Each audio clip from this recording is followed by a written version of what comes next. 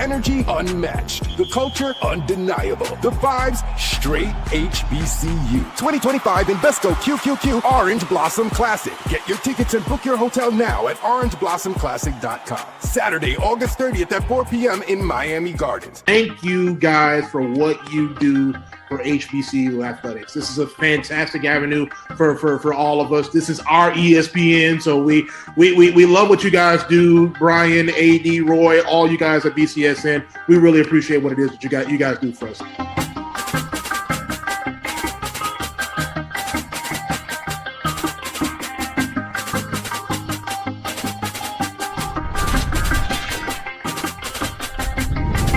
Football fans, HBCU football is back in the ATL with the Cricket MEAC SWAC Challenge Kickoff. Representing the MEAC, North Carolina Central, and representing the SWAC, Southern, Eagles, Jaguars, the Marching Sound Machine, the Human Jukebox. The kickoff trophy is up for grabs, and bragging rights are on the line. The rivalry is real. Bring the family and join us pre-game for the fun-filled Coca-Cola fan experience, including band jamborees, food, activations, and fellowship. For tickets and information, visit MEACSWACTalents.com.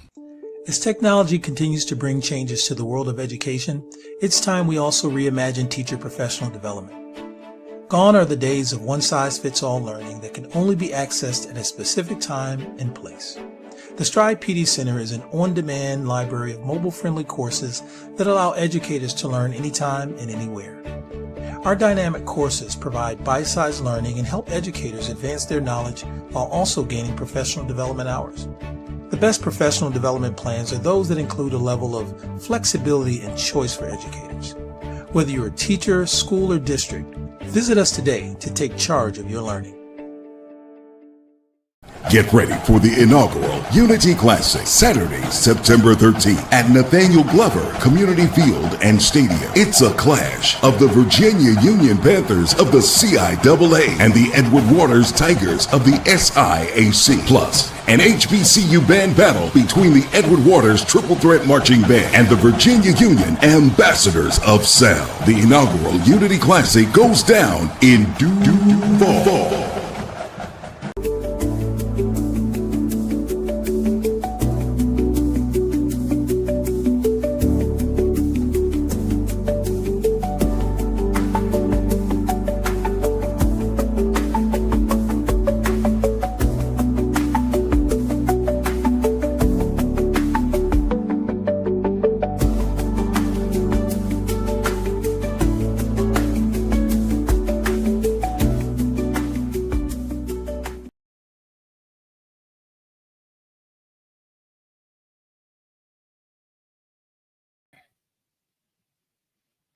What's happening? Can y'all hear me? I'm not sure what's going on with my camera. I see the light on, but I don't see nothing happening then.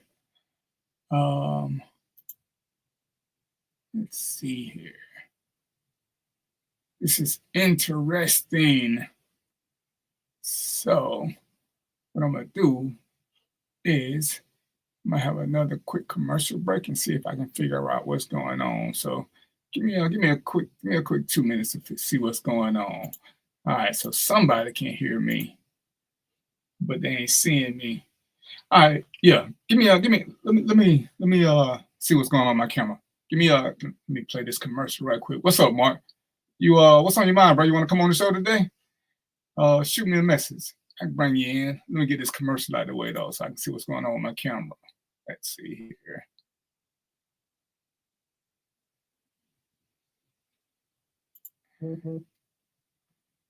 Football fans, HBCU football is back in the ATL.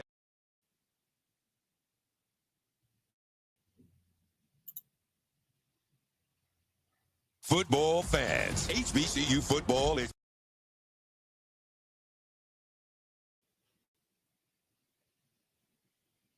Football fans, HBCU football is back in the ATL with the Cricket MEAC SWAC Challenge Kickoff. Representing the MEAC, North Carolina Central, and representing the SWAC, Southern, Eagles, Jaguars, the Marching Sound Machine, the Human Jukebox. The kickoff trophy is up for grabs, and bragging rights are on the line. The rivalry is real. Bring the family and join us pre-game for the fun-filled Coca-Cola fan experience, including band jamborees, food, activations, and fellowship. For tickets and information, visit MEACSWACTalents.com. The human voice has always connected audiences with experiences. Major brands all across America have trusted Kever's voice time and time again.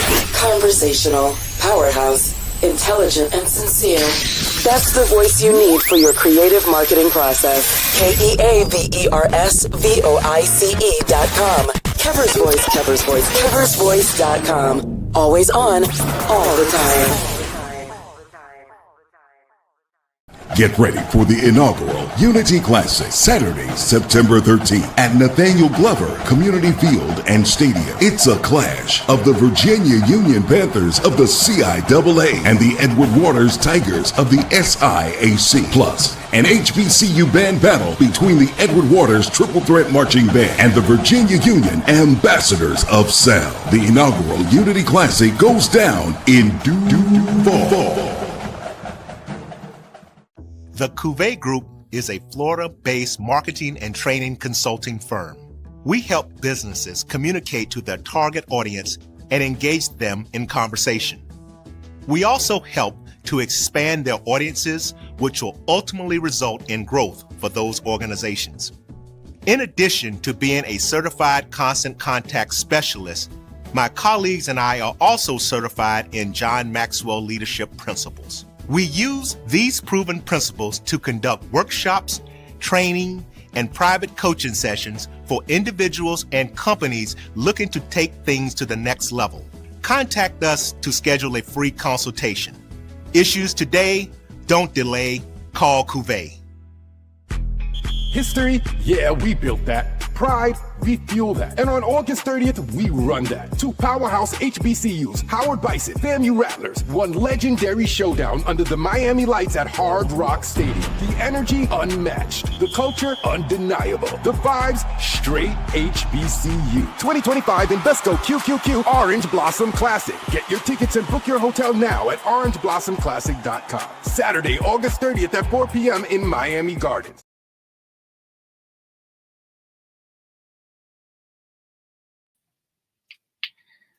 All right, well, I think we back. Mo, can you hear me? See, shit, now I don't even hear. Oh, can you hear me, Mo? I can hear you. All right, so I don't know what's. I done entered through another thing, and I still don't see myself, which is crazy because I just got off of Zoom, and I know it ain't on, so I don't know what's going on. It's Black Pride, baby. You just showing how black you are. That's all. Oh, that's what it is. Yeah, man, because it's a black screen right here. That's all I see. I'm like, hey, he black as hell right now. What up, DM? What up, DM? Where you watching from, brother? Man, this is kind of crazy. Man, I got dressed for nothing. I got on a collar shirt and everything, looking like a professional. I'm like, yeah, maybe that's what's up. Maybe they didn't want to see me like this. Try again, man. I did. I even came in under another window, and I still. Oh, hey, Mark said user error. Hey man, you know, I ain't had the only people I ever had to block from this show are co-hosts. I don't have to block, you know, my fam. It's just co-hosts I have to block. Mark, why you like that, Mark? That's wrong, brother.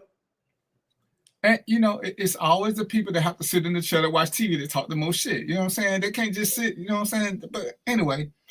Hey Mark, if you really want to get them, come on the show, man. Let's see if you can get on. If DBP can't get on, then he got a real problem, man. He gonna really be fighting to get up on this screen. That is insane. I can't see you. It's just a black screen, brother. I know. That's crazy. What happened? Camera? You got to check your camera. See if your camera's on. Yeah, so my green light is on, which is why I don't understand what's going on. Green light's on. Okay. Reboot, man. I'll be here. Reboot, man. I keep it warm, man. I just got off. No, I mean reboot. I mean, you know, like computer off, the whole thing. Oh no, I got too many documents up. Oh no. I was in the middle of work and I can't save all of these. Half of the stuff is unsaved. Yeah, you know, like man, a reboot take me about 20 minutes right now. No, it ain't happening. Yeah. That's why I tried to log in. I invited myself as a guest, and it still ain't playing. Anyway, what it say? Get back off, little ugly dude. Hey man, didn't your therapist tell you about talking to yourself in front of people? I'm like, Mark, hey man, you're gonna end up one of them jacks where you hugging yourself all the time, bro. You know what I'm saying? I'm trying to work with you, bro, but you ain't making this easy. When they asked me if we saw this special behavior, we're gonna have to tell the truth, bro. You want to? What you think, man? Maybe we I get out too, and we just start the show all over. Maybe that'll work. Nah. Cause at first it was at least showing the background thing. It ain't even showing that now. Let's see what I got. Let me see what. I don't think I got no controls over here because I'm just a guest. So I'm gonna look though, see what's going on, man. See what's happening. Oh, okay. I just turned my camera off. Now my camera's back on. All right, then. Oh, DVP gone. All right, y'all. Sit tight, man. DVP be back. I'm a co-host, man. So, there you go. You got your picture up now, brother. I see. Yeah, I was at least trying to get something up other than just a pure black screen. Yeah. All right, you can talk through it then. Talk through it. Anyway, what's going on, brother? What's going on? Oh, not much, man. You know, I guess I can drink now. Y'all ain't see me drinking and showing. Crazy, man. Let me see here. What's All right, so check this out. This is what I want to talk about. And as a matter, Mark, what you doing? You driving? You want to come on? I need some feedback. But here's the first question, Mo. Say you the host, so invite him, man. I guess. Yeah, but he could be driving or something. I don't want him driving, and he already can't see over the top of the over the dash. So I don't want to be crashing and shit. I think you mean he good. He can come on, man. He just need a link. You need a link, Mark? What's up, man? Let us know. Let me find his name. Let me find his name. Man, my computer working fine. Oh, there you go, Mark.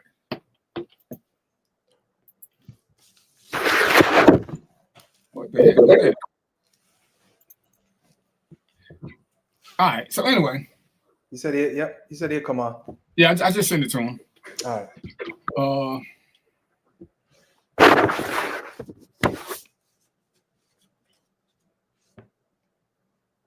right. So this is my question. How long you been married, Mo? About 18 years. And how long you been in a relationship with Gina? About 22. All right. So if you were to gauge, if you were grading you fairly, as fair as you think you could, do you think you are a better husband or a better provider or something else? Which one were you better at, and then you became good at the other one? Oh, you want to know the progression? Okay. No, so look, no, man, I think I was initially I think I was a better provider because I didn't know how to be a husband. If you ain't never been a husband, or you don't got nobody in your life to prepare you to be a husband, you're gonna learn on the fly, just like a lot of us. So I had to learn how to be a husband on the fly, man. It's not a one-time test, man. That's a lifetime test. So I was a good provider because I was providing for myself. And then, what's up, good brother? He gonna crash, man. Don't crash now. He driving. They're gonna try to blame me for it. Don't crash, man. So I had to, I was providing for myself already. And so I was preparing, it's kind of like, I look at it like relationship. I look at them like birds and nests. I was getting the nest ready and everything like that. And so, being single, getting the nest ready, I feel like I was preparing myself to be a provider, a good provider. And then after some time, like I said, it's a lifetime process. Even now, like we don't have as many problems we used to, but if we did have them, we know how to get through them now. But earlier on, it was a learning process. You keep learning, man, daily. So I think I answered your question. Yeah, and see, like, because I've been married, I've been a dad. With my first marriage, I think I was a great dad and a great provider, but a shitty husband. Right. Okay, got it. Yep. Because I kind of think I always knew how to take care of people, how to protect people. I think that was like a strength. Yep. I had problems incorporating me into the whole process. It was easy for me to incorporate other people because I want to say, like, part of the transition in hindsight is that I got the protector mentality down. I had the worker mentality down. Yeah. But it was hard. It was hard in theory, being there for them in an emotional way, because I didn't have that. And of course, men don't teach men that, because we're taught to repress all our emotions. So I never could fully embrace being a husband, which is theoretical. It should be the same as being a boyfriend, but it's way different, because as a boyfriend, we all know you can walk away anytime you feel like it. Right. I mean, hell, in today's society, here you can do that with a marriage too.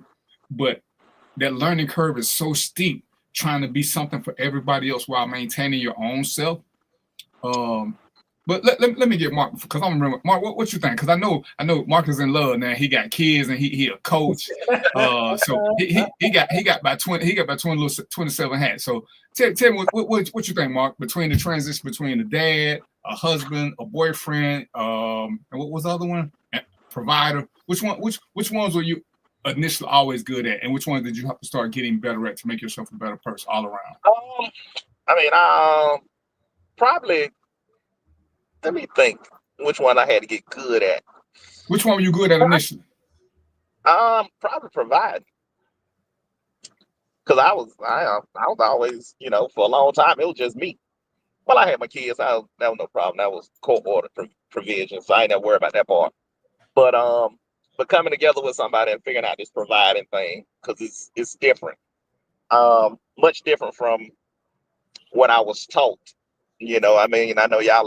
I know Darren is a little different on his being a provider, but as me being a provider, I figured out it's what's best for my household, and not what people told me I should do or how I should do it.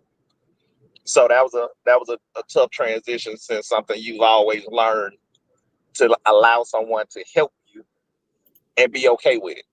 It never took away from my manhood or anything of that nature, but if it's something you've been taught for 20 plus years, and then all of a sudden I got to change it up, it was a little difficult, but I figured out how to manage it, and it works a whole lot better for me.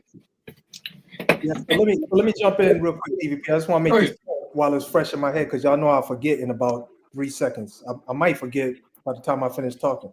But so one of the things I just wanted to mention was that one thing Mark pointed out was that there's no training platform for how to be in relationships, and most of the time, I'll just say most of the time, because I can't say that's for everybody, but a lot of us Black men, we have to go through the school of learn as you go, on the job training, right? You got to figure it out, man. And a lot of time, that's the worst way. It's the hardest way. You make mistakes, you mess up things, you make permanent errors or whatever. So it's not the best way to figure things out, but it is a way. And I think with that, even we do the providing thing, it's something to provide for you, because you know what you want. There's no doubt. When you go to the store, you know what you want. When you start providing for other people, especially when you initially take it on, now you got to think, well, damn, what does she like? What do the kids like? Because now you got to be a little bit more economically sound, because you still want what you want, but they want this. So if I like Peter Pan peanut butter, but the rest of the house like Jiffy, do I buy 2 things of peanut butter? Or do I just go ahead and acquiesce and start eating Jiffy? Or do I make them eat Peter Pan? So, I think it's still a little bit harder than we acknowledge. But because now, or do we just give it over to her, and just whatever she do, if she's going to take over the cooking? But because it's a lot to go into it. And even we're natural providers, we only been providing for us. Because even we got kids, what do the kids eat? The kids eat whatever we buy. So it ain't like they got a lot of choices. But when we bring a whole nother adult in there, now we talking choices.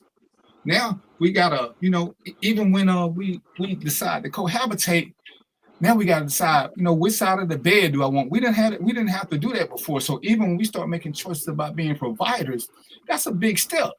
What do we do? We say, babe, what side of the bed you want, and I'll take the other side, or do we know we have a favorite side? That whole process, as I was just sitting back thinking about, I was like, damn, I thought, what's up, Daphne? I thought it was easy being a provider, but then I think about all the little transitional steps I had to make along the way as I was giving in or giving up parts of me so that my partner could also be influenced. Because, you don't want to make them feel like everything they're doing is they got to accept my leftovers. So you got to ask them too. So, Daphne, we talking about as being men making that transition from being natural providers for ourselves to becoming better boyfriends, better husbands, better parents to our kids. Just that growth process. How do we do it, and how do we get to it? And I mentioned this, man, because you know, when you was just talking there, Darren, I was thinking, you know, you were outlining the most simple process because we just looking at it from the perspective of the men, right? Yeah. But when you throw in a woman and her own opinions and the own things she got and things that she wants, and maybe you throw in a kid and what the kid wants and this and that. Now you got a complex, you know, puzzle that you got to figure out, and you got to make all that work. You know what I mean? So it's not just yourself. You know, it's the whole thing. You gotta figure the whole process out. And we take it for granted. What you got, Mark? One thing, like I say, relearning things that people said to you when you said the bed part. What side of the bed you sleep on? I was taught the man sleep on the side of the bed close to the door, since he the first line of defense. Which actually makes no sense. But that's what I was taught. You know, yeah, that's what a man's supposed to be. No, I'm gonna sleep on the side of the bed where I'm comfortable now. That's closer to the window. and what if the door is at the foot of the bed? Because we got a big room. What if it ain't on the side? It's like you got to lay at the foot of the bed like a lap dog. Hey, I don't know, but that's what they taught. I mean, there was a lot of things that you know you hear and you hear and be like, oh yeah, it makes sense. Sleep close to the door. Then you're like, that don't make sense. I'm gonna sleep on whatever side of the bed I feel most comfortable on. Yeah, now we got to go into that PvP. Relearning things that you were taught incorrectly. Yeah, and I was gonna say, DVP, just put this on your list. You don't got to switch right now, but bad training, because we all got it. Bad training is the worst thing you can do. And do we want to call it bad training, or was it ignorant training? Because a lot of what we got, I don't think our parents, and I don't think they misled us intentionally. I think they were trying to do the best they could with what little knowledge that they had. And you know, in the age of information, we know better and we can do better. But back then, it's kind of like that guy with the blonde hair and the blue eyes.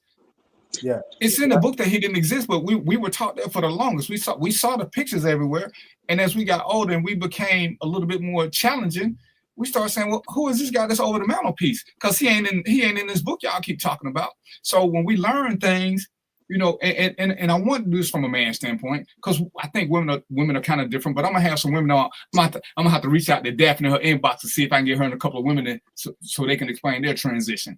But like I said, when I was thinking about it, I was like, well, damn, you know, I would really say that, you know, one of my marriages didn't work because I never became a good husband, because it was something that was so new and trying to me.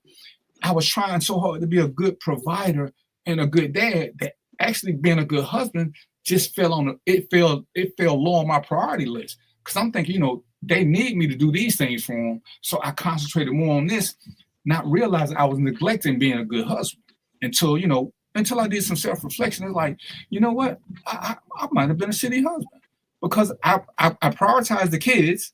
I prioritized the household, thinking that, you know, if I do all these things, then that'll make me a good husband. But all it did was make me a better provider. I still was neglectful as a husband, in hindsight. So who had so just, you know, verbally, who had the good husband playbook? I did not. I didn't either. What's up, Dougie Fresh? Because I know my first marriage failed. Right. Yeah. Partially based on that providing thing. I worked like colored people say. I worked from $30 to $30. I never really had time for family life, and when I was asleep. You know, we sit up there high. When I come in and sit up and try to have a conversation, 3 minutes later, I'm asleep, and that became normal to me. So you know what, man? Oh, so DVP, did you have the good husband playbook when you were growing up, or you had to figure it out too? Well, and if I'm being honest, I never envisioned being a husband. So. Right. I didn't even look for the book. Marriage just kind of happened, you know. It's kind of like, you know, you're in the middle of the math test and the fire alarm go off and you got to go to the fire drill. So it just happened. So I was never, as much as I dated, I never envisioned. My plan was to be a bachelor for life. So all of a sudden I got a wife. I'm like, where the hell did this come from? This wasn't even. this wasn't even on my agenda to even think about practicing. And you know, it was just like, damn. So hell, what all right, fellas, let's be real now, because y'all know, y'all see the real world. Hell, a lot of these dudes ain't even protectors and providers. So where do we get the book from on protecting and providing? Yeah, that's what I'm saying. That's why I asked the question, because there, you know, unless you got a solid family unit and maybe your parents are still together and you can use somebody to go to and reference, or maybe an uncle, a wise uncle or aunt or somebody, you're not going to get that playbook, man. It's just, like I said, I didn't have it. I figured it out trial and error. Daphne says it's on the same shelf with the parenting book. Hey, Daphne, send me a friend request or send me an inbox, because I don't see you on my friends list. I don't never know what Facebook be doing. So send me something so I can get you, because that's what I'm gonna do. I think in a couple of weeks we're gonna do the same thing with women. Let me write this down so I don't forget. I'm like Mo now. I be having ideas, but then I be forgetting my ideas. But what instinct are we using, Daphne? I mean, instinct. I mean, because it ain't passed down genetically. It ain't in our DNA. Or if it would, like I believe that the average air quote real man is a natural protector and provider, and men, again, I'm using air quotes. Y'all can't see me. We are built for work. We're built for work. That's why we can work forever. Most women aren't built for work. They're built to survive. But we are built to continue working, which is why we don't mind handing over the household to the woman when we get one. Baby, you run the household. I will take care and make sure everything is here. Because we'll retire from 2 or 3 jobs. Most women won't retire from 2 or 3 jobs, but as soon as we get through working, what we do? We find something else to do. Because I think that's just how we built. We're not built to stay at home and do the honey-do list all day long. We'd rather add the honey-do list to our 40-hour, 60-hour work week. Well, no, I'm ready to be a house husband. You speak for yourself. I ain't say rather. I say what we're built for. Because Mark, how many extra jobs you got? I'm built to be a house husband. How many extra jobs you got, Mark? I do about 3 now. Okay, so you proving my point, Mr. I'm built to be a house husband. I'm just waiting to find that woman that's gonna retire me. Listen, crazy. You're gonna have to go to Fantasy Island for that shit, because other than that, it's not happening. It's not happening then.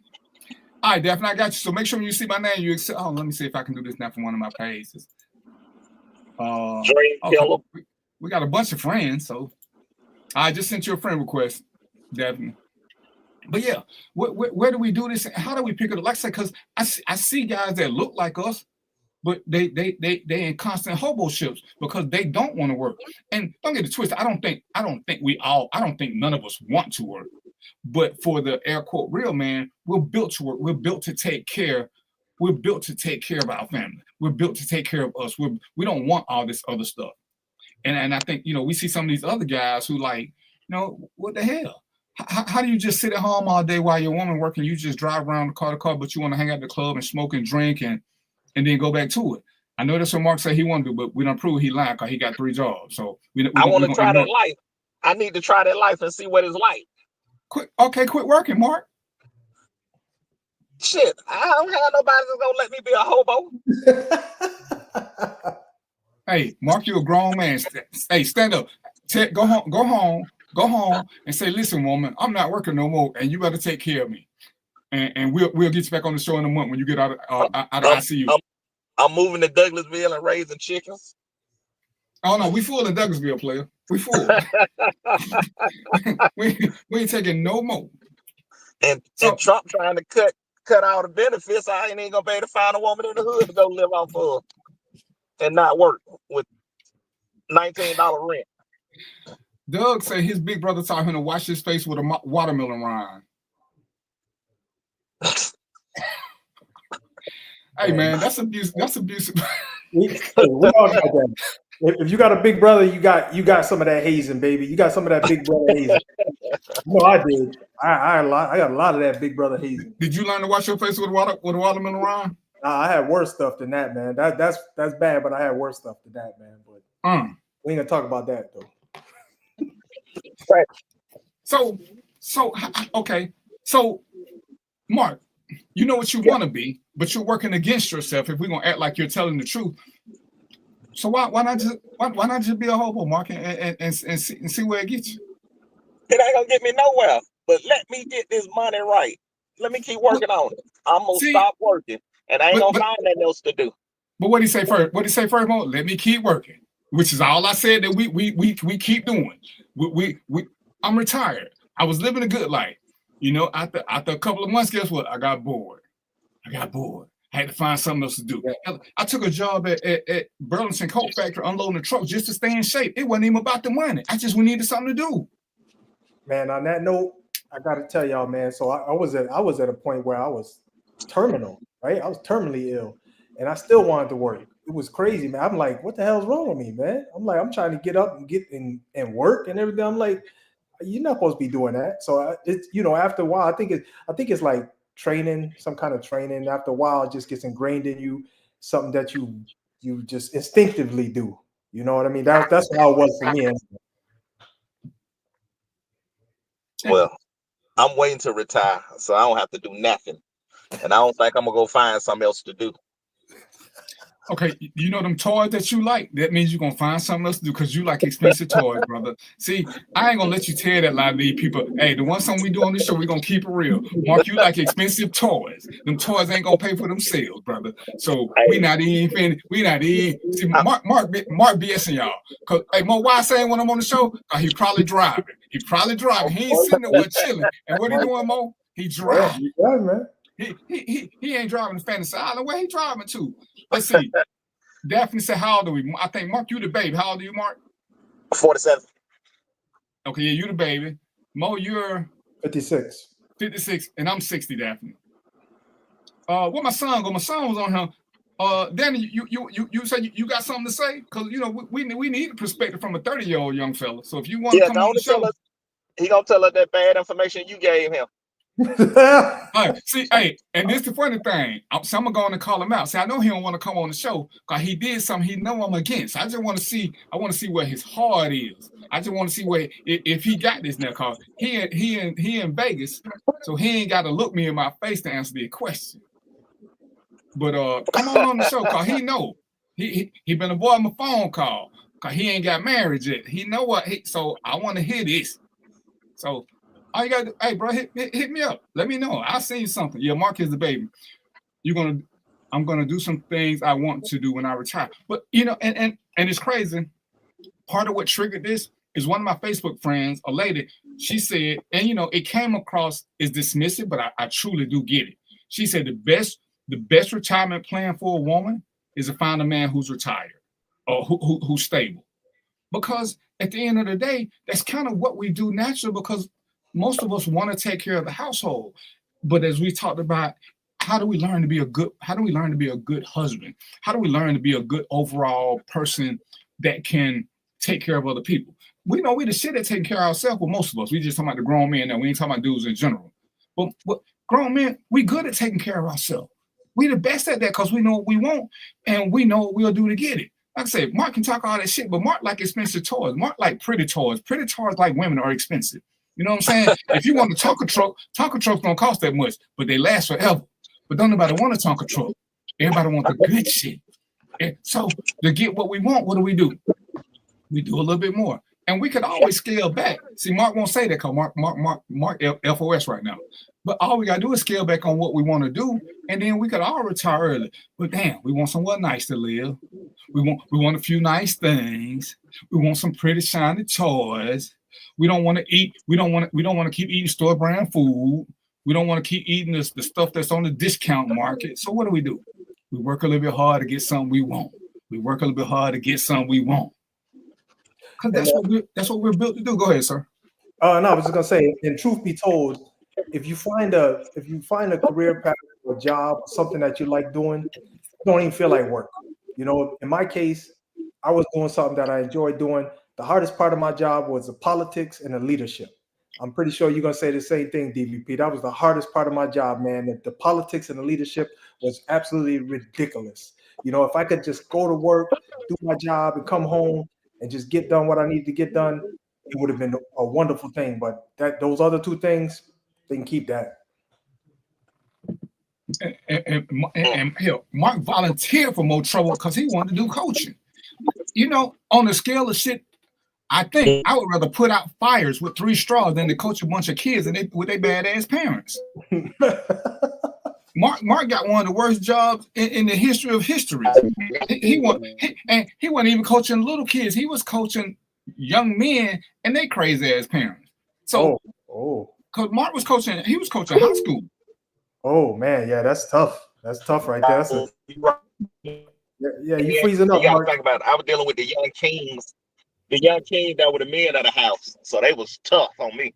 Yeah, that's tough. That's a tough situation. Because them cats, those guys right there, I guarantee you, I don't know what you dealt with, but I'm gonna just take a guess. I'm guarantee you dealt with situation where these boys are at the point where they blurring the lines of authority, right? Like you said, they're the man, they're the quote, air quote, like DUP said, man of the house, and they don't like to be told what to do in the first place. So now you their coach. Now you got to figure out how to bridge the gap. Yeah. And this is interesting, but I remember coaching. We lost the game. First game of the season, we lost it, and the kids upset. We should have won it, but they upset, and kids just keep trying to talk, and everybody like, shut up. All the kids, shut up. He told everybody in the locker room, hey, look, I'm trying to talk to coach man to man. Boy, he sure broke down there. But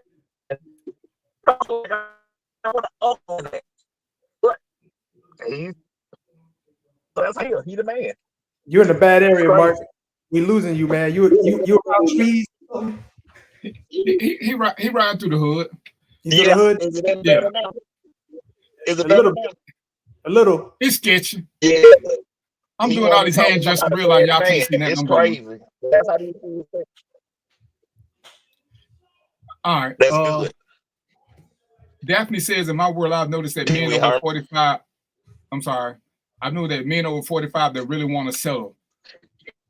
They want to settle or they don't want to settle. They want to be free and open for options. Because I'm saying, yeah, it seems like most of the older guys, if they haven't been married, some of them want to get married, but the ones who've been married, they don't want to get married no more. They want the freedom. They don't want any of the things that's holding them back. I think the older we get, if we try marriage, we become a little selfish. I would venture to say, and I'm gonna ask you right quick, Mo, what Gina? I don't want Gina to come. I don't want Gina to get on the airplane to come see me. Man, you see the door shut. Okay, man, I ain't crazy. If it don't work with Gina, would you look forward to get married again? Nope. And I think that's the way a lot of guys are who are over 45. I mean, I ain't never dated them, so I'm gonna have to take your word for it. But if this don't work out with me, I'm not looking. I would say I would be so anti-marriage. I wouldn't mind having a real relationship, but that thing, I don't think I would want to do it again. No. And it wouldn't be so much for the options. In a sense, it would be for the lack of options, because I don't want the options of all the stuff that comes with it. And it's crazy because we might even live together, but we're gonna have separate titles. I'll get a trust so she can get stuff. But I don't know about that whole. And I'd rather just pay the $200 to get her name changed as opposed to pay for a ceremony now. Yeah. If I'm being honest. On that note, this is my own philosophy, but I think that ceremony is cursed. As soon as you go through that ceremony, that's when the damn problems start happening. I know people, man, who they just dated for long-term dating. And as soon as they went to that ceremony, it made it a permanent thing. All of a sudden, everything went to hell. Yep. So soon as the government got involved, like everything else, life went to shits. Yep. Because, as I'm learning more and more about trust, I'm thinking, trust is the way to go versus marriage. Because then they can still get the benefits. The only thing a trust won't do, and I have to be honest, that in my world, since I'm retired, my wife will automatically get my health benefits. So, and that would be something that I would have to be cognizant of, especially if she had any conditions. Like I said, and I'm 60, so if I get somebody my age, they might have an issue. So I gotta really think about, where am I being selfish and where am I being prudent? Yeah. No, the other thing is taxes. You get a tax break, a small tax break if you're married. That's about it, though. So, and what's a slight concern for you, Daphne? Daphne, a true participator. I'm gonna like having her on the show. But yeah, I mean, like I said, when we're doing our growth development, and I tried to do a timeline with the dating, and this is why I said women are on a different level, because in reality, when a woman gets pregnant, she starts thinking about motherhood then. Guys don't start thinking about fatherhood till there's an actual kid. So at best, we're almost a year behind y'all, because y'all are caring for a baby right then. We're playing house because we don't feel none of the stuff you feel. We hear about it, but a lot of times, in reality, we don't live together. So we're not even experiencing it 8 to 12 hours a day, where the woman is experiencing motherhood 24 hours a day once she gets pregnant. When does it affect us? It doesn't affect us until the baby's there. And that's when that's the first sign that we have to change. And as I'm doing my little research, most guys don't accept that challenge. Most guys, they go through a limerence phase where they're happy. Y'all can't see none of the gestures I'm making. I'm making some good gestures over here, y'all. They can't see none of the gestures. Oh, snap. Is he coming back? Can y'all see me? Can y'all see? Hold on, let me put my. It's all black. It's all black, man. You black, unless you black right now, man. Oh, it's delay. It's probably gonna come up because I can see me now. Oh, there you go. Purple shirt. I see you, man. All right. Man. It's saying I figured it out when I took my glasses off. Glasses don't make you smart, ladies and gentlemen. They just make you look. But once I took the glass off, I got it. All right, but think about this transition. When boy and girl are dating, girl gets pregnant. She becomes a mother at that moment. The guy's still a guy, and the guy gonna go through the thing where, oh yeah, babe, we're gonna do this together. We're gonna do this together. But 9 times out of 10, he don't have his own place, so he's not prepared to be a protector or provider or anything. He's prepared. He's better prepared to take care of himself, depending on when he gets his girl pregnant. And we're gonna use the average time frame of most guys getting their first baby somewhere in their mid-20s. They're not prepared. We're still boys. We still want to do crazy shit. And these boys who think they're happy for this fatherhood, and we say the things that we know, that we believe, I don't think we're lying.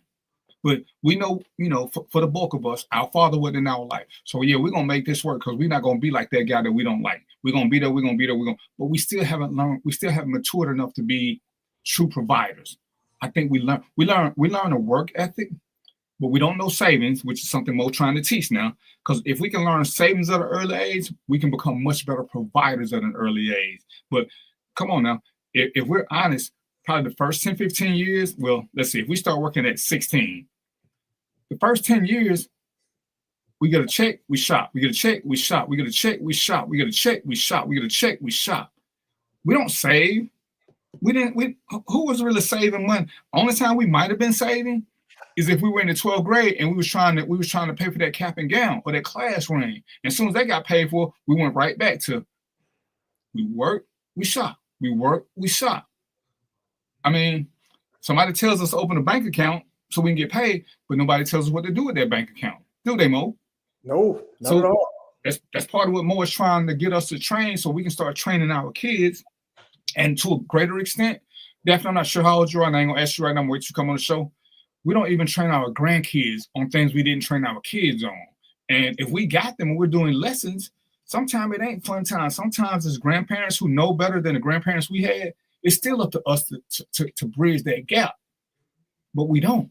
So where are we learning to save money? Man, Mo got a story to tell. Y'all see that smirk on his face? What you got, Mo? No, I'm laughing because of Daphne's comment, man. She said having a wife is more than just a tax break. We more than just a refund check. She's trying to get you in trouble, ain't she? No, man. It's all good, man. But I was just saying, man, if you look into the history of why they even have marriage in the first place, you're gonna find the definition of a few things. You're gonna find a few things to find. One of them is what if that's not true, then why do they have a different tax code for married people than single people? All right, so that's one. but there's a whole bunch more. I wasn't just speaking just facetiously. This is a fact that that's the case. But yeah, I get your point though.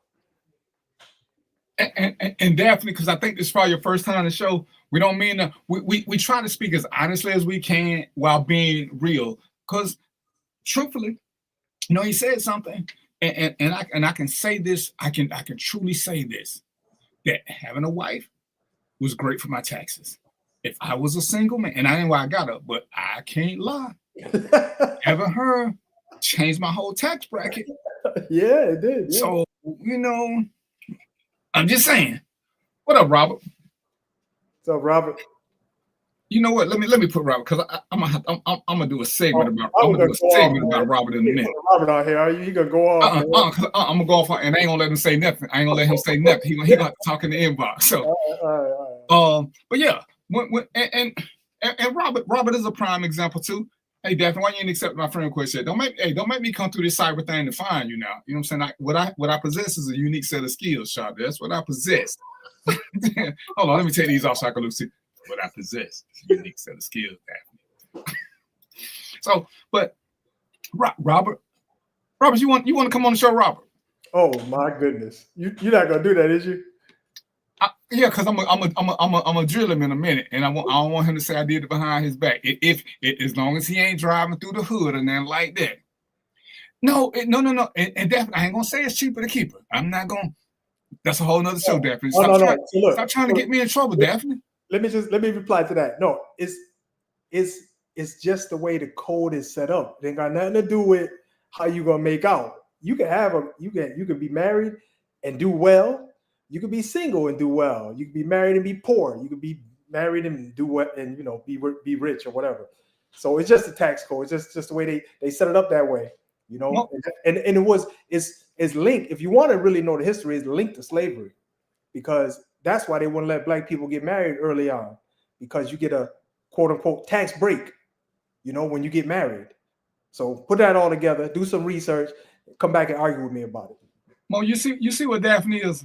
Definitely gonna get us all sent to hell. She had a praise team rehearsal. You cannot be watching this show at a praise team rehearsal, Daphne. You just listen, Daphne. Listen, Daphne. Listen. We get in enough trouble on our own. Oh goodness, I'm gonna have to change the whole name of the show. It's gonna be Random Thoughts with some dude and some other dudes. But yeah, and like I said, even when I wasn't, I still would have did it. And I can't, because I've been divorced twice. So I'm not even going to say it's cheaper to keep her, because again, there's no price for peace. There's no price for peace. And if you got to pay for it, you'll pay for it. I do envy people like Mo who managed to work through things. But again, that's why I wasn't good at a husband, because I knew, if you like say, I knew what I brought to the table. I know I can support myself. I know I can do this, this, and this, and this. I can do it with you. I can do it without you. If it's going to be this much drama, I'd rather do it without you. I truly do. I truly do look up to Mo. One of the things when I wanted him on the show was those numbers he put up. Mo been married 18 years. I ain't done nothing that long except have a job continuously. I had a job with one company for 22 years. Don't nothing else compare to that, Mo has had one wife for 18 years. That to me is effing phenomenal. And I'm low-key jealous on the good side. You know what I'm saying? I want that. Because Mo got 2 more years than he got to go watch. I keep starting over from scratch. I ain't gonna never get this gold watch. I got it on layaway. You know what I'm saying? But in 2 years, Mo be like, do you know what my wife said? DVP said, and it's in the book. At 20 years, he's supposed to get a watch. I ain't gonna get this. All I'm gonna get is, I'm gonna get to watch Mo wear his watch and be flexing on the show. He gonna just keep, I'm like, Mo, what you doing? He's like, I gotta watch D. And I'm gonna have to block him. But there are those of us who, for better or worse, we become better at conflict resolution, which in theory, if we're being honest, it helps prolong marriages. Where do we learn conflict resolution? Because I would be so bold as to say, I guarantee you, based on the things that I know from talking to people, that Mo and Jenna had at least 2 or 3 times where they should have called it quits, but they was too hard-headed, too stubborn, too in love to blink to say, all right, we know this is the best for us, but we don't like each other that much. We're gonna punish each other. However they got past their little inner conflict, they did it, and they kept going, and it got better. Whereas there are people like me, at a certain point of conflict, the only way it's gonna get better is if you go there forever and I go here forever. I wish I had that gene that Mo got to be like, baby, we're gonna do this regardless. If I have to cut your ankles and toes off, we're gonna stay together. And ain't nobody gonna be able to walk away from that. Yeah, I wish it was that simple, man. It's a lot deeper, a lot more work than that, you know. and look, it's so the thing. This is interesting because what DVP is kind of pointing out, it making it sound like not on purpose, is that it's not a lot of hard work. Oh, it's not hard. I'm saying you're a superhero, brother. I know it's a hard work. Yeah, I know. Because I got through it. Yeah, because I got through it. Right. Yeah. I got you. You got the S on your chest. I don't. I'm willing to quit. You not. And that's why I can't do nothing but applaud you in the big picture, because I know. Now, you're right. I know enough to when to leave, Robert. And don't start with me. Don't start. Yeah, but I didn't have that gene in me. And again, it's Mo. Who did you see that was fighting to keep their marriages? Nobody. That made you want to do it. Nobody. So this is just something he picked up on his own. This is where at some point when we're being honest, and that's what we start off show with, doing self-reflection. Once you know who you are and you truly learn, you can start making adjustments. Most of us never want to do that. Most of us don't ever sit back and take the time to say where we're bad at something, where we're the contributor to the problem. Because I'm sure there are times when Mo and Jenna was going through it, and Mo had to say, you know what, this is on me. So I need to do better because this action is causing this reaction. And I'm sure there are times when Jenna had to do the same thing. This is on me. So now there's a causation, and we got to be grown enough to admit that. And do we love each other enough to fix it? I've never been wrong. See, Never. Robert, you called the wrong one to know it all.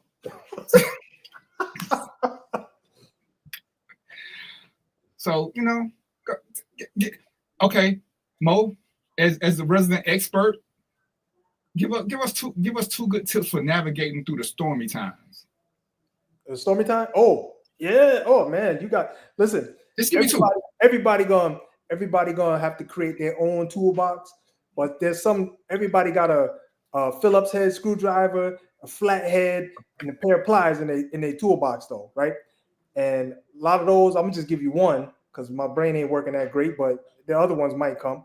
But one is when there's conflict, you gotta be able to put a period on it temporarily, walk away, go hang out with your boys. She can go wherever she gonna go, whatever it is. Come back later and let cooler heads prevail. That's the only way you're gonna get by that stuff. Because if y'all keep slinging, because we've been close. Y'all keep slinging in the heat of the moment, stuff's gonna come out. And when them things come out, you can't stuff them back in your mouth. It's already out in the ether, and now you got to live with it. You got to deal with it, and that's even worse. That's like compounding the problem, right? You got a problem. Now all of a sudden, y'all arguing about it. You saying stuff, she's saying stuff. Now you just compounded the problem. You can't even solve the initial problem. Now you in big trouble, brother. You in big trouble. And like I said, you know, it's what you do. And the crazy thing in my situation is when I'm being paid, I'm great at conflict resolution. It's you know, somebody said, you know, do you get great advice? Do you follow your own advice? Not, and I'm proud to say, hell no. Yeah. But if I followed my own advice, I would probably be in a much better position. And it's like going to the doctor and your doctor know everything, and you catch him outside and he's smoking. He's like, Doc, what the fuck? You just told me not to smoke, not to do. And he look at you and be like, just because I know the answer, don't mean I'm gonna follow the answer. Right. You know, and it's like, and because it's like, And it's crazy because I've done what I told you guys to do. When there's a problem, I put stuff on paper because to me and Mo, when you and your wife having problems and y'all just talking, no matter how focused you try to stay, people tend to veer off because once something will open up another door, and depending on how it's going, at some point y'all end up off the main topic, which is why I tell people when you're going to argue about something, put it on paper. Paper has no emotions. So, hey, this is the problem. Hand it to your partner and just talk about what's on that paper, because the minute y'all start going back and forth, it's going to be some blame being shifted, some redirecting, some refocusing. So you ain't never fixing the issue because emotions got in the way.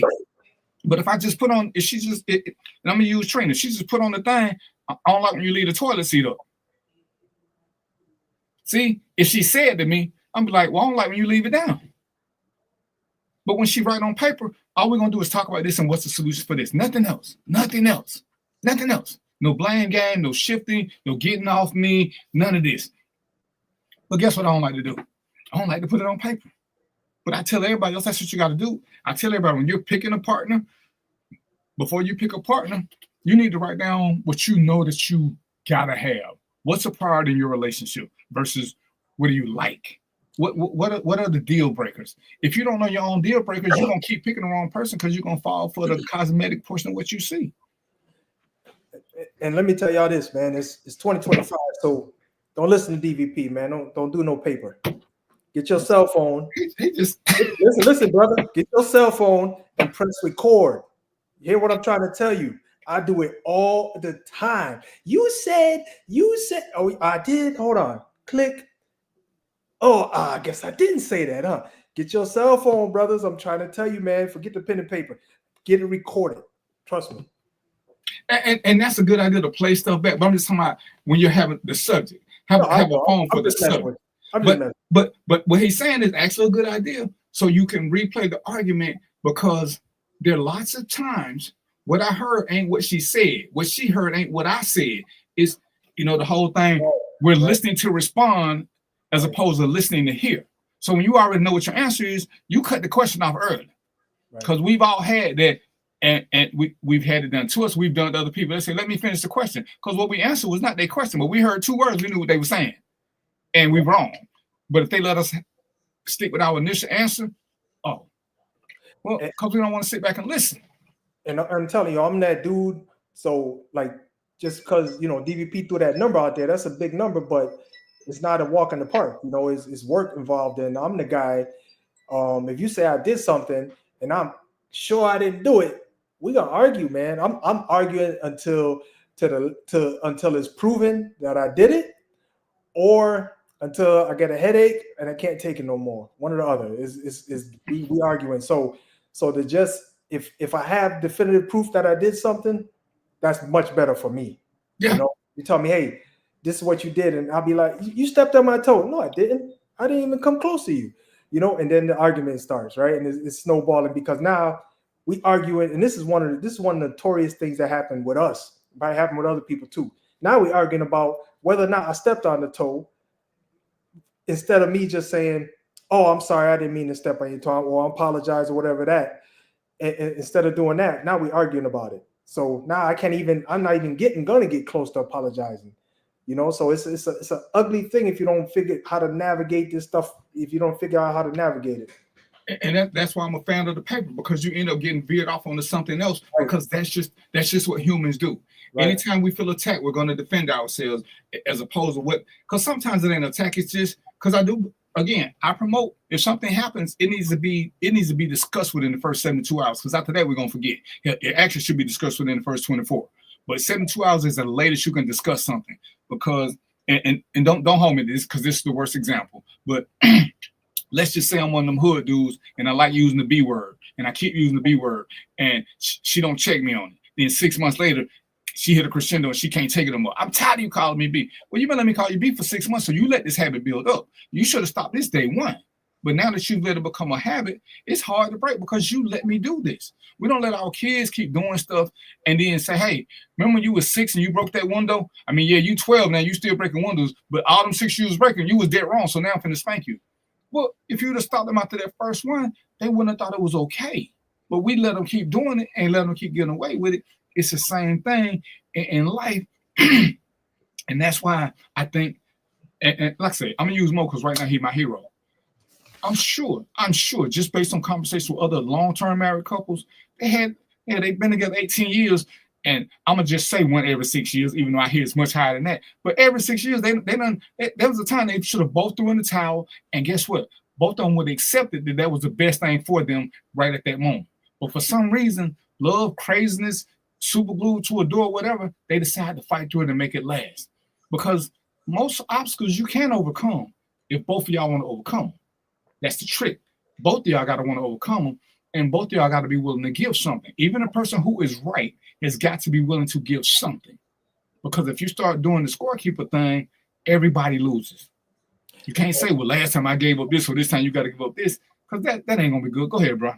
Oh, no, I was just going to say, and one of the things is if you pick good, right? If you pick good, it's harder to just walk away from that. Sometimes it's not even about leaving. It's just about you and your feelings, or you don't like the way something is going, and y'all arguing about it. And yeah, I'm the dude. When I was younger, the first thing in my mind is I'm getting the hell out of this. I'm getting away from this. You have to figure out.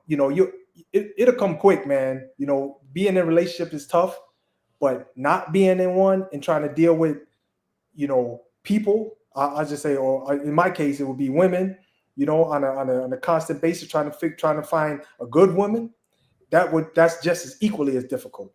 So, I don't know about everybody else's experience, but for me, that's how it is for me. So when you find a good woman, with good traits, you're gonna have to go to them arguments. You're gonna have to deal with those circumstances. You're gonna have to have that fallout. Sometimes it does fall apart and then maybe come back together, but your circumstances are your circumstances. But you got to make that decision for yourself.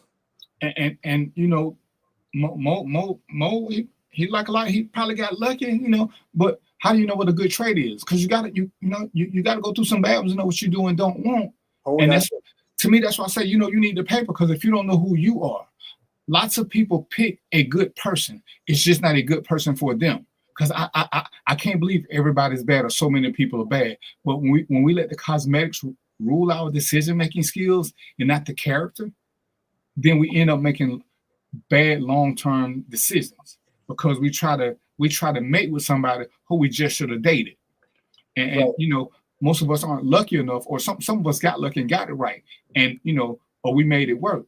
But as you get older, you can't keep doing it blindly. Go ahead, sir. I'm gonna just say this, man. My process was simple, man.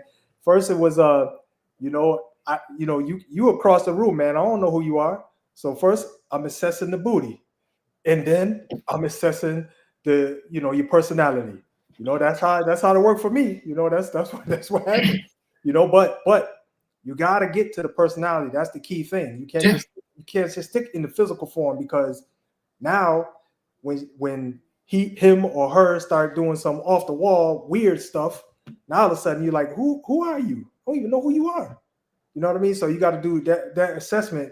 You have to do a full assessment, man. You can't just get, when you go buy a car, you don't just get in and look at the seats and be like, oh, these are nice seats, I'll buy it. You got to check the whole car out. Some of us take the car to a mechanic and say, do a 360, man. Go all the way through this thing. It's the same kind of idea. And one of the things I always say, it really takes, to me, it takes two good arguments before you get married to know she the one. Because if y'all have these two arguments and y'all still stay together, you know what they're gonna do under pressure. Because you already know that they're willing to fight for it, you're willing to fight for it. And I hear what people say about wanting everything to be great. I hear people say, "Oh, we never argue," and I just look at them because I don't believe that.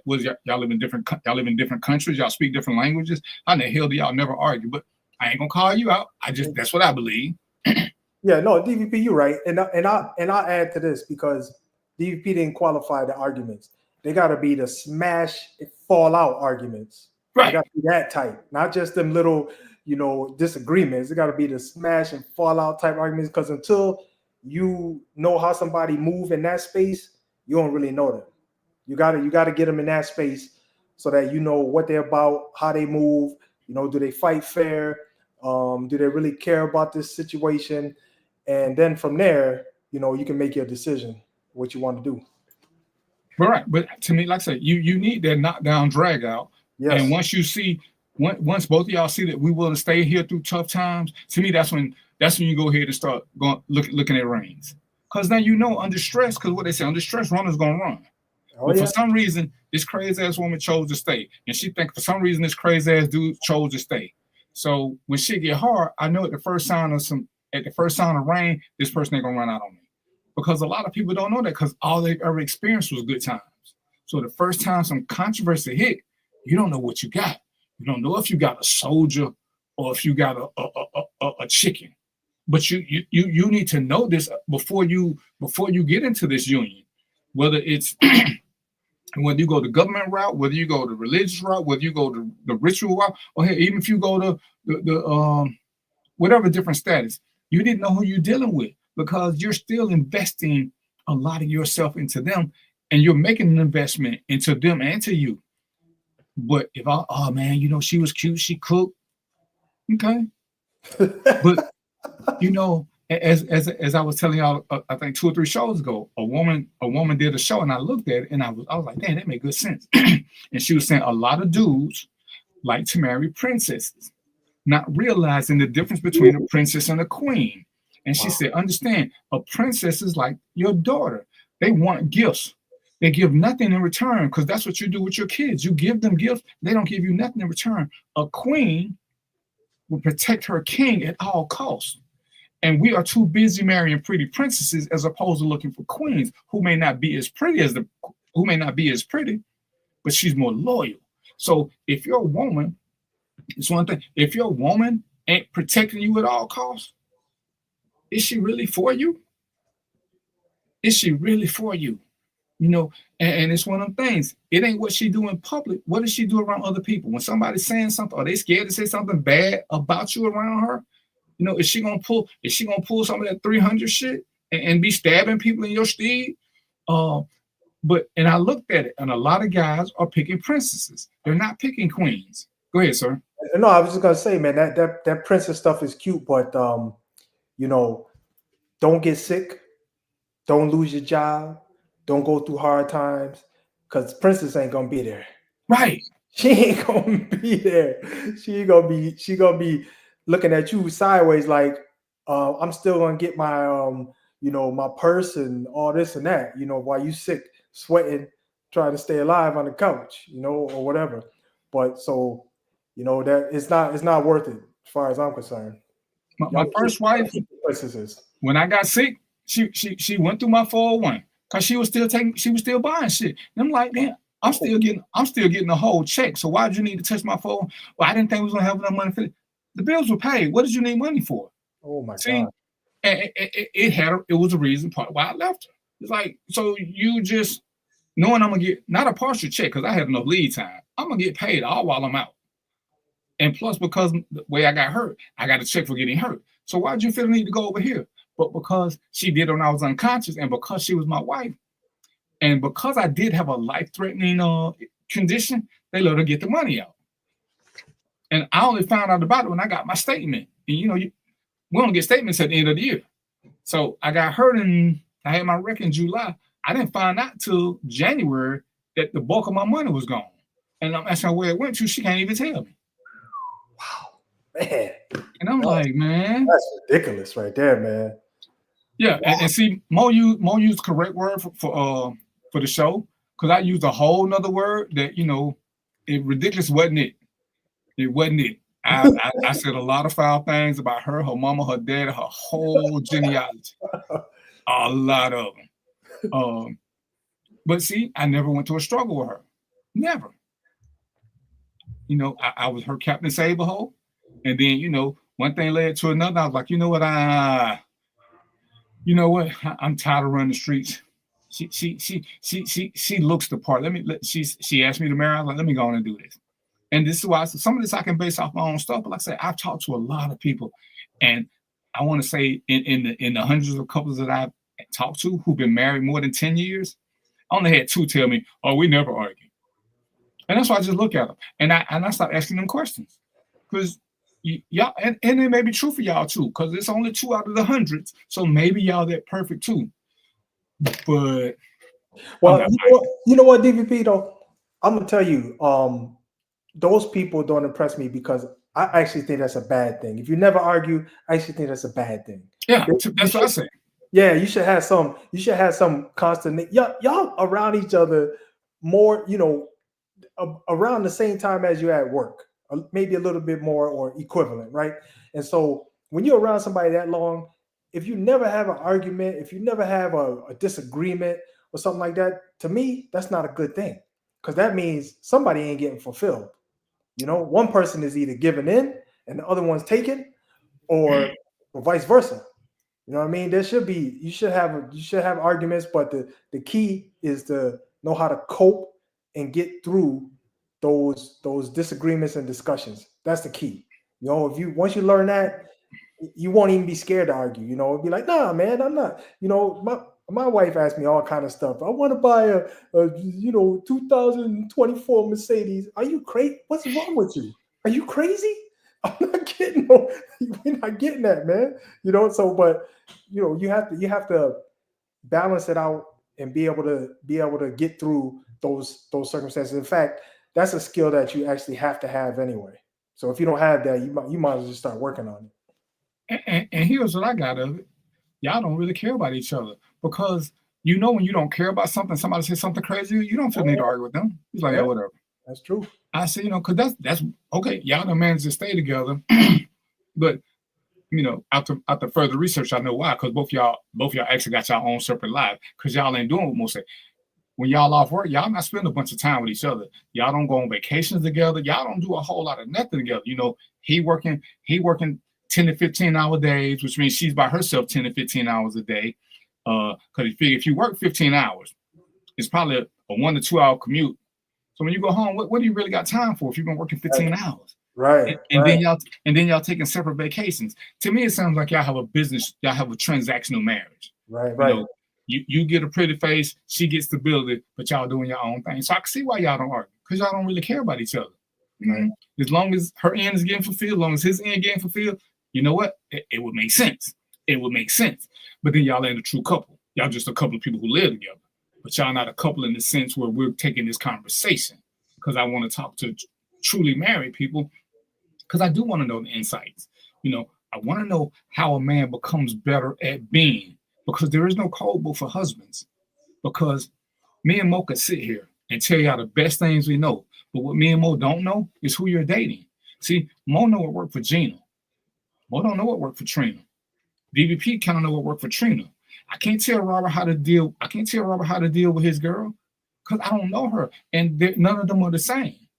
And you know, I hate when people say, "Oh, all women love this, all men love that." Well, all women don't love flowers. All men don't love women with big booties. The way to a man's heart through his stomach. All men don't care about eating like that. Here nowadays, a lot of men cook, so they can do that. They can get to their own heart. So when people make those blanket statements about every man want this, maybe not. I can't even say most men. You can just say the 2 or 3 that you know, because I got 3 Facebook pages. So that means in theory, I got, what is it, it only top out, before it used to top out at 5,000. So I had at least 12,000 Facebook friends. I can't use that as a majority. 12,000 ain't even enough to be a majority for most cities. So even if I talk to all of my Facebook friends, I can't say what most people like. I can say what most of the people in my circle like. You see me and Mo do this show, but me and Mo don't always agree on everything. So here, and we're technically in each other's circle. And what the circle does is provide you different viewpoints. So as Mo said earlier, you can put different tools on your tool belt, because that's what we do invariably. We steal tools from other people's belt. Some we like, we keep. Some we don't like, we trash. But we hear other people try stuff. See, so we know you get a flathead screwdriver first all the time, because a flathead will work with a Phillip. But if you get a Phillip, see, it won't work with a flathead screw. So the smart man gonna get a flathead first. Or actually, let's be for real. The smart man gonna get a Phillip head screwdriver and use a butter knife as a flathead, because we want to multitask. Because that's most of our that's our first flathead screwdriver, that little butter knife. Oh yeah. But what we do is we keep using tools to get better at what we're doing. You know, You know, we got the little screwdrivers. We get to a certain point. Now we want the power screwdrivers. You know, we get the little plug-in. Then we get big time. Then we get the battery. Then we go back to the electric one because it's got more power. But we're getting better at what we're doing. So we can stand a little bit more power in that. It's kind of like with a car. You know, we start out with a 4-cylinder, work our way up till we can get to the 8-cylinder big boy. We don't start off with that. We work our way up. But we're pilfering information along the way. Because I'm sure that between some of these things, because I've done it, and like I say, I'm sure Robert has done it, Mark, Mo, we see what other people do in conflict and we try it. We watch those, we hear somebody say something, it's like, maybe we should try this one time. If it worked, we hold on to it. Because it ain't like we got to do this all by ourselves. You know, I keep harping back on Mo telling us now, Mo trying to teach us money. Are we teaching this to our grandkids? And is it too late to teach it to our kids so they can pass the information on? Or are we just so busy being grandparents or outsiders that we don't share the knowledge? Because if we're not teaching our kids how to start saving, we're dooming them to the same that we doing. Yep. And just to go back to the relationship stuff, if you I'm gonna tell you, so we're talking about the tools. You need tools in your toolbox to get through this relationship stuff, right? The most important tool you can have in the toolbox, which a lot of people, they're going to have to get one made. They got to figure out how to get it, maybe buy one or whatever, is an apologize key. You need that apologize key, man. And I tell you, I didn't have it because I wasn't, you got to have to, you know, make me say uncle. I say uncle before I apologize about anything. When I'm wrong or right or whatever, that's how it was. But you got to get to a point. If you trying to deal with other people and be in a relationship, you got to get to a point where you just apologize, because that'll allow you to hear each other until you know, it depends on who you with. But most people, once they get an apology, then their ears open up. Until they get an apology, I don't want to hear nothing. You ain't got nothing to say to me, man. You know, oh, I didn't mean to step on your foot, but you did. You know what I mean? The argument's just going to keep going. And then until you say, well, I'm sorry for stepping on your foot. Okay, ears are open. Now we can talk about it. Oh, it was a mistake. Okay, I didn't realize that. You know, but that apology, man, you got to figure that out. But I come from a school where you don't apologize for nothing, so it was difficult. You know, I had to figure my way out. Y'all figure your way. And I want to use this apology right now. Let me just tell you something about truly being in love and truly being a better partner. Sometimes you got to apologize when you know you ain't wrong. Do you want to end the argument and be better, or do you care about winning, or do you care about being better? Because they're not the same thing. They're not the same thing. Sometimes your apology is simply for the misunderstanding, so we can move forward. Right. Sometimes, and I've learned this. Sometimes when people can make a mistake and they feel so bad, you got to take some of that load off of them. And you got to do that by being empathetic. You got to see where they're coming from, and whether it's legit or not. Babe, I didn't mean to put that much pressure on you. I didn't know you was going all that. It's my bad. I should have been a little bit more attentive. And that's it. So now you allow her, and I'm using me and Mo in this sense. You allow her to drop her defensive level down a little, because she don't have to be as defensive now. Because you just took accountability for something, whether you actually did it or not. But again, you want to be like, babe, you know I'm right, and it's fucked up, but you won't say this,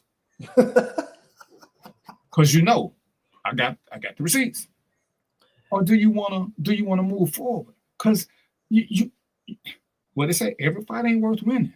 Not in a relationship. Now, if we at war, yeah, but we talking relationship. Is every fight worth winning? And they're not. And I'll say, DVP is 100% right. But I'll just say this: in my case, saying my bad won't work.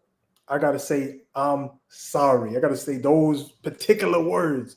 So y'all dudes that was like me, that don't know how to apologize, figure out how to get them words out your mouth, because otherwise you're gonna just have a headache or be single. It's gonna be up to you.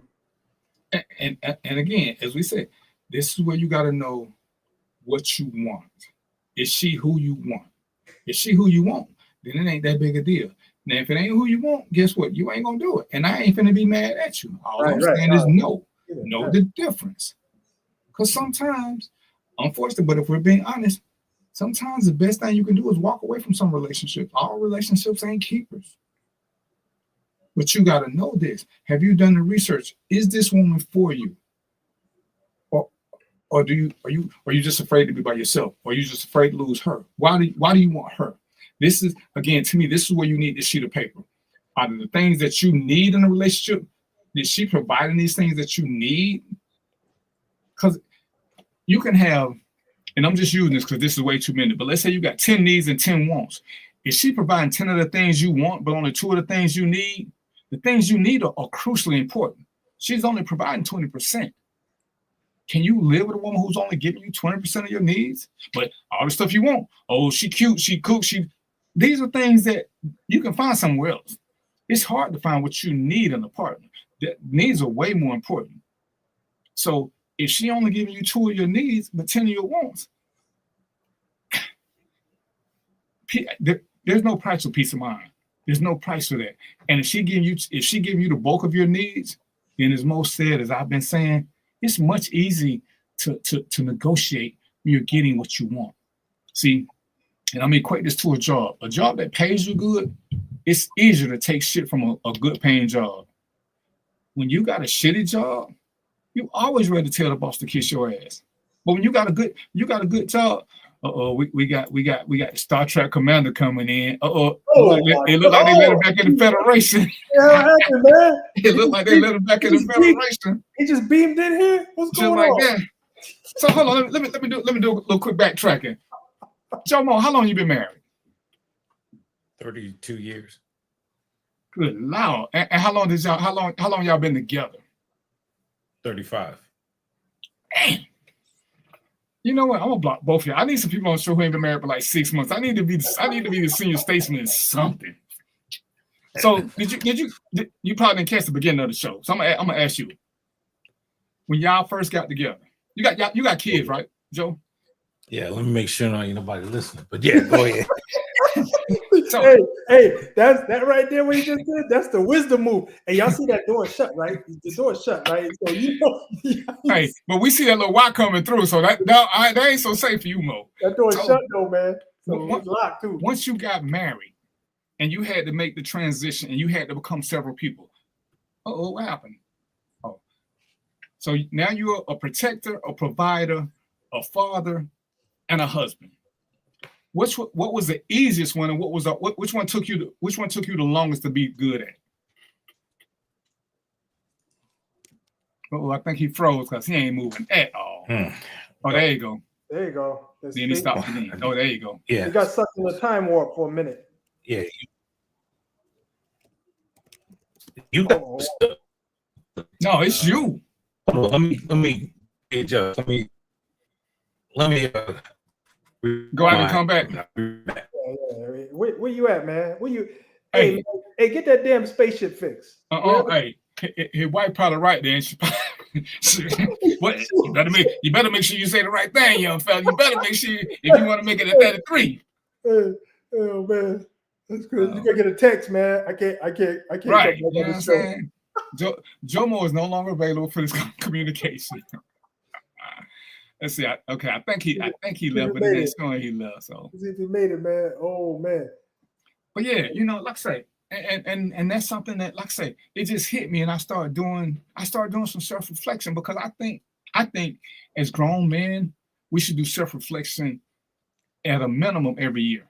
We probably need to do it more often than that to see where we're changing, because sometimes we don't realize some of the changes we made. And I suggested this for couples, because I'm willing to bet that if you ask Gina some of the things that she liked when her and Mo first got together are not the same things that she like now, and the same thing for Mo, because we like what we don't know. See, when we get married or when we're dating, my favorite meal might have been this, but somewhere in these 18 years that Mo been together, Gina became a beast at making this. So his favorite meal is now this, where 10, 15 years ago, it was this. How do we keep track of these changes so that we stay current with our partners? Because sometimes, Mark back too, we don't adjust our mindsets. We're still stuck. When you first got married, she loved roses. Now she loves dandelions or daffodils or something. How do we make sure that we're current on what our partner still wants and needs versus what they did when we first started. Go ahead, sir. So I think that kind of and this you got to listen to this the right way. Don't take it the wrong way. But being in a marriage is kind of like a business. All right. Kind of. It is a business. So I'm trying to soft shoe it, man. I'm trying to soft shoe it. It's kind of like a business. Think of it this way: Kodak went out of business because they didn't plan to transition to the digital age, right? They had the Polaroid pictures and all that. They didn't Polaroid went out of business because they didn't transition to the digital age. And so marriage is the same way. Things change, man. You know, as you get older, you want less things, you want different things. You know what I mean? So early on, you know, your wants and needs early on might change. You know, I know for me it did. Look, in the biggest one, and I know this might be a man thing. I don't know. As you get older, you learn to really appreciate peace. That's number one on the top of my list. I don't know about DVP. I don't know about Mark, but that's number one on the top of my list. If I can have peace, I can get through just about anything. I can work through it with you. But when I'm not at a place where I can get that peace, I'm gonna struggle. I'm gonna have a hard time getting through. And that's part of the maturation process. All right, we got the Star Trek commander back now. There you go, right there, boy. So Joe Mo, now that she's giving you the correct answers, what did she tell you to say? She said that she didn't do nothing. I left you from a cue card. I ain't never seen that shit, Joe. I became a great husband because my wife was a great wife, and I love her so much that I changed every. My wife is the smartest woman in the world.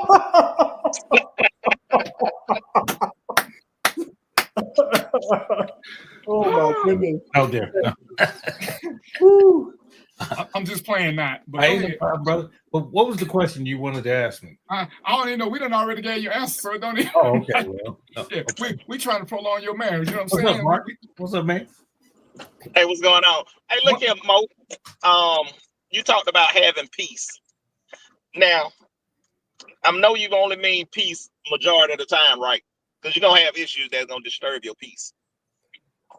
Yeah, there's a right. You're right, and what I'm saying is there's a line of tolerance, right? When I was younger, I could take a lot. You know, I'm at an age now though. You gotta make space for my peace, or we're gonna have problems. You know what I mean? And I got a requirement for that. When I was younger though, I didn't have that. I was just dealing with stuff.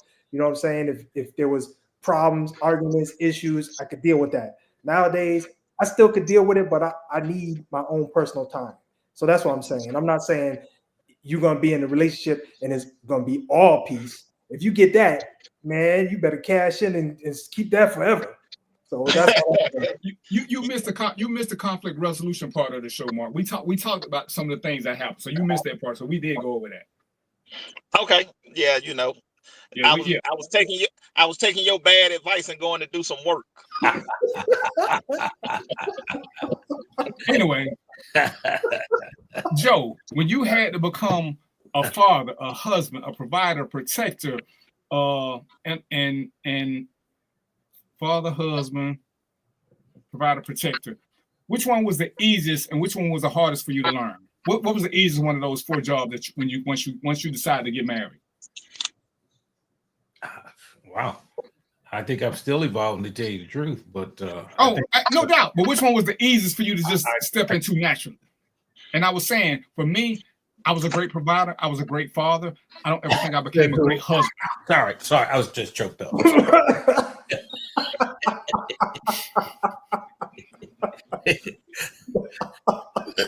So that was just what I heard. I saw in the bathroom wall.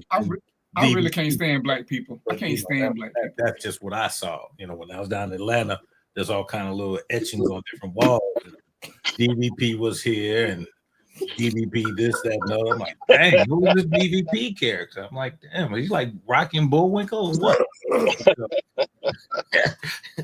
But I got to tell you, I think the hardest one was being a parent, because contrary to popular belief, kids don't come with manuals. And what happened to us, or what was done as the norm to us, is not the norm today. Now, again, for me, even to this day, I'm still evolving. But the easiest one to step into probably was my job. Everything else, it was easy for me to go to work, in my mind, because at that point, I didn't have to deal with anything else. I could, deal with the bad guys and lie to them and do what I wanted to do. But you come back to this situation, you got to really walk on some eggshells at some point, because there's certain things you can't do, or you shouldn't anyway.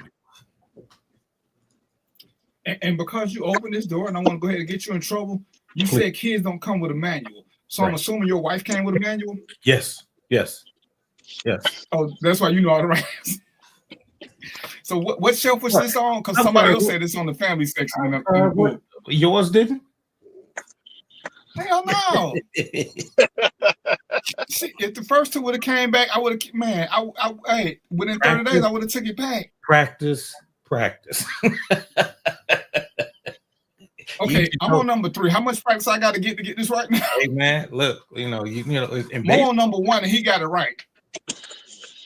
Mark don't know what the hell he doing, because he like pretty toys that's gonna cost a lot of money. So I'm gonna listen to the 2 people who've been married, like, since before we had a black president. I'm only listening to people who was married before then.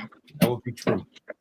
And right after they invented the Conestoga wagon, and, shotgun weddings, that kind of thing. So yeah. Oh my God. Probably right. Jesus. When I grow up, I'm gonna get me some real friends. No, you're not. Listen, hold on. Listen, Amazon having a sale in 2 months. Amazon having a sale, brother. Amazon. It's called Amazon. They're gonna bring them to the door and everything. It's the Black Amazon. So just let's be correct on something. Amazon. I will tell you this: if it had not been for your kids sending me them checks to be your friend, you wouldn't have none. I'm just letting you know. I got enough of your SH without the IT.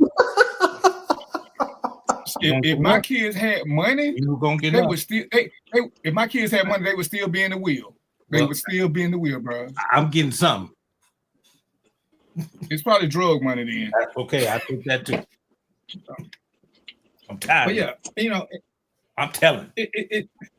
It's amazing how most of us are built for work, even though we lie about it and say. But Mark been driving for fucking 2 hours. So I don't know where he going. I'm thinking he's a drug boy because he ain't got no Amazon shirt on. And a lot of men know is that he don't want to work. But where the hell you been driving for 2 hours, bro? But don't answer that question, because then we got to know shit that we don't want to know.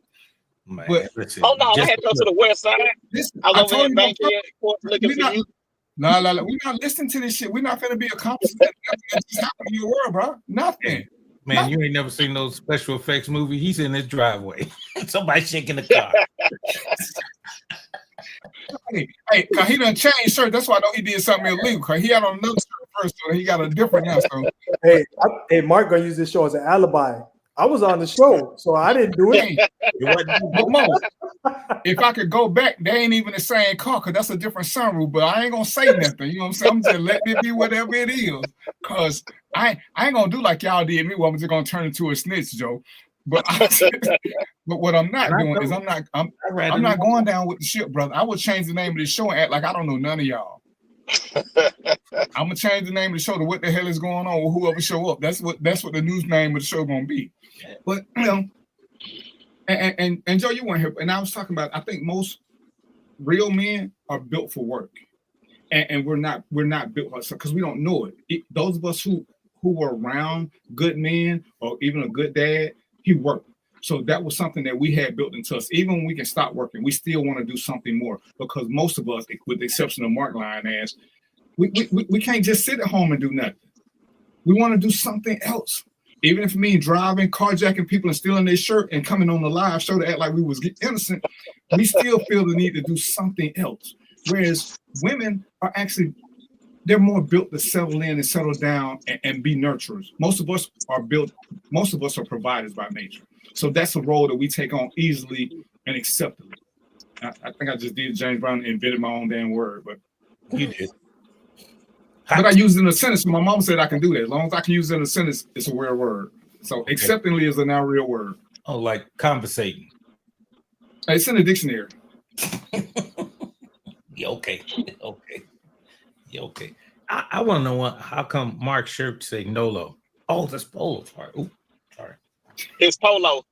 That means players only live once. You ain't never lied. Okay, what it means is police on the lookout. He giving y'all some BS. That's what it means. See, that way if he can hear that truck, he can say, "See, I'm one of y'all." But anyway, man, I don't even know why. I don't know why. I don't know how. Whatever it was I did, I'm sorry. Nah. If I was the praying type, I would pray, but I know he ain't listening, so I don't even bother. Oh my God! When them lights start, that's what I was supposed to. Commercial break. That's what Robert wanted me to come on the show to talk about whether I was living to go to heaven or living not to go to hell. Robert, that is not the show for me. Why is not the show for you? Where they playing spades at? Nah, you gotta go on the show for going to hell or whatnot. What they playing spades at? What the strippers at? Okay, so some things are a trick question, brother. Some things are a trick question. You know, see, Mo them gonna say the right thing because Mo got somebody listening behind him. Joe gonna say the right thing, but listen, at some point, peace ain't what you want in life. You know what I'm saying? Sometimes you want a little danger, little this, little that, little. I want some trash talkers. I want some gratuitous nudity and all the other. I don't want to sit up there and be listening to somebody on a harp singing Kumbaya. I want to hear some Tupac. I want to. Did Mary Magdalene go to heaven? Who? Mary Magdalene. See, I don't even know her, so she probably did. She ain't on my friend list. Mary Blige go to heaven. What's wrong with that boy? Mark, what's wrong with you, man? Hey, name is Mary J. Blige, man. What's wrong with you? I just want to know if she in heaven, then it may be a place to go. Okay, you know they can use fake ID. We didn't have that back then. So, I mean, you know, yeah. And she was probably like of a lighter skin persuasion with straighter hair. I'm just saying. I see. I'm just saying. I see. So I be want to ask people this. If you pass away and realize that ain't no heaven, are you gonna slut yourself out like you should have done when you was on earth? Okay, but if they wasn't going to heaven no way, what if they slut themselves out already and they thought that nobody know? Wow. Oh my God. Well, I'm just saying. Listen, there's two boxes on this screen that we know are going straight, and the place is going to be warm. Now, I'm just telling you, it ain't going to be Florida. It's going to be warm. I can say it's going to be hot where you two guys are going. Hey, I'm the host. I'm just asking questions. After a little time, your body adjusts to the heat. Well, thank you for sharing that, Mark. You and your Nolo Polo shirt. Yeah, okay. Well, I know where you're going, so he's going to behind door number 5, not 3, not 2. He's going to 5. All right. So here's a real question for y'all. Real question. Now, I do all these things on earth that's gonna prevent me from getting into heaven. But I'm doing the same thing the devil did. So why is he gonna punish me for being like him? Ooh, baby. Hey, do you see that squad car pulling up behind you? Just tell him I said hello. Because I sent him your way. I laid hands on him. I sent the message to him. I prayed for him, and he's coming to get your little black boy. Hey, these your friends, Mark. I'll let y'all do a show together. These your friends. We are. And your point? Your point? Just saying. And the next time he goes. Oh, now Mark driving through some stuff now. Mm-hmm. I think Joe, he using that enterprise thing to mess up the signal. Well, you see my signal's coming now. You messing with Obi-Wan Blackie, so watch out now. Oh well, once the wife gave you the answer, we knew your signal was gonna be straight. It was just while she was giving you the answers. Damn right. Signal. As soon as you got ready to say the wrong thing, your signal went out. Me and Mo talked about you. Your signal. Look, leave Mo alone. Mo is probably the nicest guy on this bench. Oh no, I seen the three of y'all when I went around. So clearly I won that title now by default. We had a good show. We had a good show, man. That show was good. I'm not saying it wasn't a good show. I'm just saying, as Joe said earlier, when y'all did that show, like somewhere around the hour and 6 second mark, there was an invitation going straight to hell for the three of y'all. And you know, y'all just looked at it and put your little blood stamp on it and sent it right back. So clearly, I'm the best. Mo, I used to think you were the conscious of the group. Mo, you are one of the worst. No, man. Listen, when I show up, I just say, listen, I'm here on behalf of DVP. Okay, you're not going to do that Marshawn Lynch thing. No, what you're here for? He asked me to do that show. He told me to do that show. I'm here for it. Listen, first of all, I was in a whole different time zone, so I didn't have nothing to do with y'all shenanigans. Nothing. And you know, for the first time in my life, I was glad I wasn't a part of the show because I'm like, them three brothers right there, that is some shit they on. What in the? I'm like, what the hell is the topic other than shit and shenanigans? What the hell are they? Y'all got Mark doing and Joe sitting there, you know. All y'all got the little horns. I seen a couple of tails flashing by. Like they really on some shit today. They really on some shit. Says the man in the mirror. The greatest random thought show since the beginning of the random thought. It clearly was that day. Say that, son. Say that. Hey, that's what Trump say. That's what Trump do, right? We had the biggest audience, everything, man. You know what I'm saying? Most people called in that day, everything. Wait, look, hey man, we had the 3 M's. We had Mo, Mark, and Jomo. Come on now. What? And then you come along with this guy with DVP. Come on, man. So clearly, when they say one of these things don't belong, it's clearly because the sainthood is here, the sinhood is there. Hey man, did you see them lightning bolts hitting your head? Oh, okay. Ain't none. Yeah, once you get hit, man, send me that purple shirt though. We can get the blood out of that. Yeah, I need that shirt. You know, it's always time to end the show whenever I see y'all show up at the same time. It's always time to end the show, but for some reason, I'm a glutton for punishment. And I let this go on way too long. Way too long. Because I'm supposed to be a smart man, and I'm supposed to know. Hold on. Mark and Mo, not only did they bring it to the show, but they enlightened your audience to the point that they were writing you letters saying, bring Mark back. So you might as well just stop there. Ooh. That sounds about right, too. Ooh. I don't need no help, Mark. Ooh. Let me take my glasses off for this portion. Ooh. Gentlemen, with as much love as I can muster from my deeply darkened heart,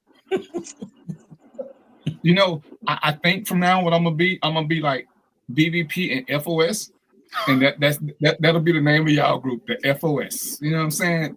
FOS. Because that truly describes what I'm getting. Okay. You know, and you know, as opposed to the Nolo Polo shirt, I'm gonna get some FOS shirts made. You know, and you know how they got the shirts thing 1, thing 2, thing 3. It's gonna be a FOS 1, FOS 2, FOS 3. So you know how this works. And since Mark is the baby, Mark get to claim he was tainted by the other two. Since I'm a total outcast, I'm gonna claim Stockholm. Oh, so, Stockholm. Okay, that's good. Stockholm syndrome. Okay. Yeah. I got an attorney. Hey Joe, yes. I don't remember what we said on the last show. Do you? No, I don't remember nothing. But that's okay. It lives in infamy. Y'all didn't black pen y'allself and forget all that shit y'all was doing. What's your name again?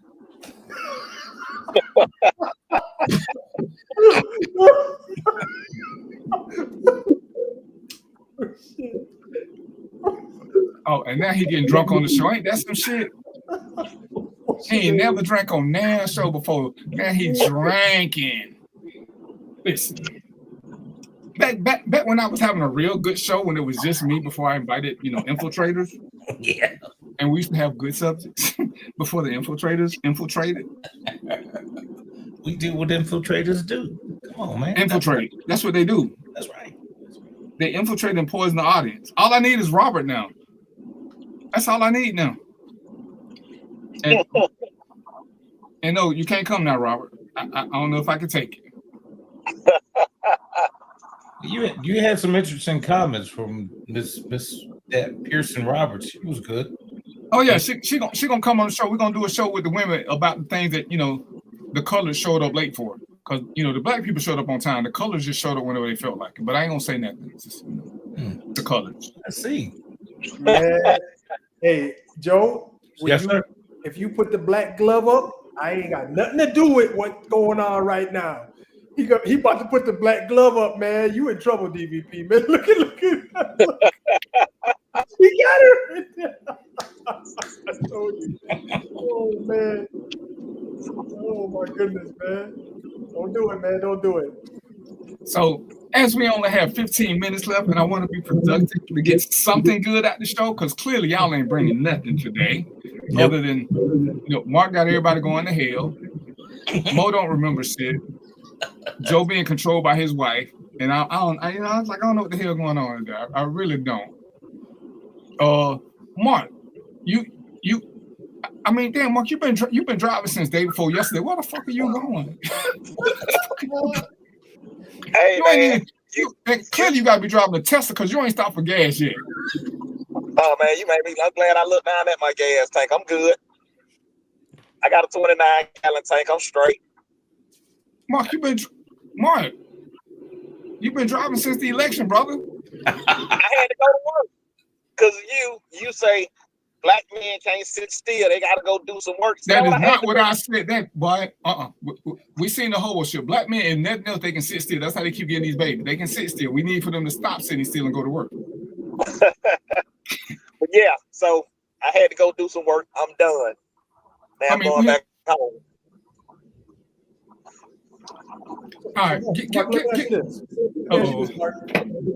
the biggest issue with your generation right now? I want us to chime in on it. I'm just curious. Like, what's one of the biggest issues with your generation right now? Lack of accountability and responsibility. I'll take that back. That's the generation after me. The biggest issue with my generation is raising the next generation with lack of responsibility and accountability. We right there at the age. I'm right there at the age and the stage where we grew up during the crack era, which would made us smart enough not to get on crack, but some still do. But that's just right when the parents started giving up. My generation is where they started to give up the control over the kids and being their friends and allowing the kids to be in adult places when they shouldn't, or stepping into adult roles and adult business, and they shouldn't. And that's what's leading to the downfall of the next generation. And that's what my generation doing. That's, now that you brought that up, now that you brought the theme down, I will say this, that you're probably more right than wrong, but I will also give you these numbers. We are 3 generations lost because of crack. 3 generations.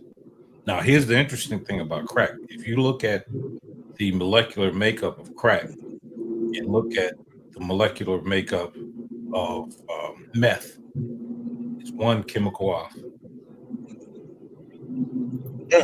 You think that's not by design? I'll next show I'll show you the diagram I use. It's one chemical off. And the other thing that's interesting is that, as you know, in our community, what has been diagnosed as being autism or being on the spectrum has gone through the roof. Now, is there a correlation between the drug usage and the amount of kids that are now on the spectrum? I would tell you there is. I'm not a specialist or a doctor about it, but I think at some point, a lot of it is to get a check. I think one of the issues with that is your kids on the spectrum, you getting a check. So I think a lot of these, I think that they're putting a lot of these kids on the spectrum for that reason. I to some degree, I don't disagree. I will say this to you though, that there's a process. It's like, you notice how they changed the rules for welfare.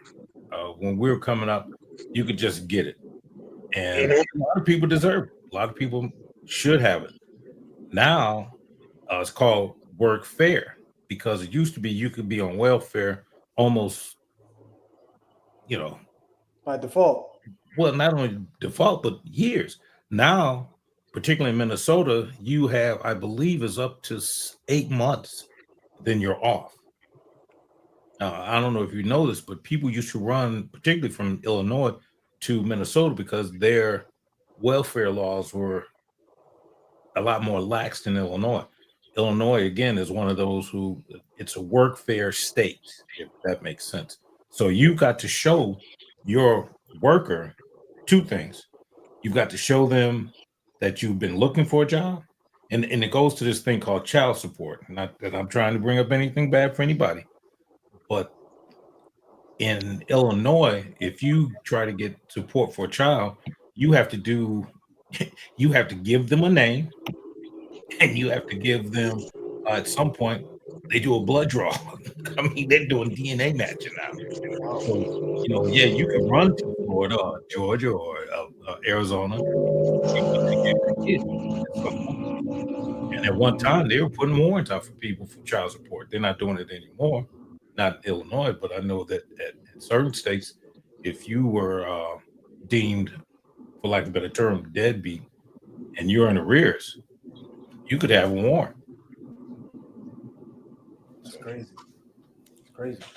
And I'm gonna steal this for a second, just because this is one of the things that has always agitated me. In the state of Georgia, for instance, where it's illegal to have sex unless you're married. If I use that theory, then welfare technically can't exist, because welfare is for unwed mothers. So it's like we're rewarding people for committing a crime. And don't get me wrong, now, I do believe in welfare. I do believe people need assistance. Yes. But I do believe some of the requirements that they're requiring now, I believe should happen so that people can't just indiscriminately use the system. I believe that, if the mama don't know, unless she's a victim of a violent crime, if she's been free fucking like that and don't know who the kids is, she don't deserve none of my tax money. None of it.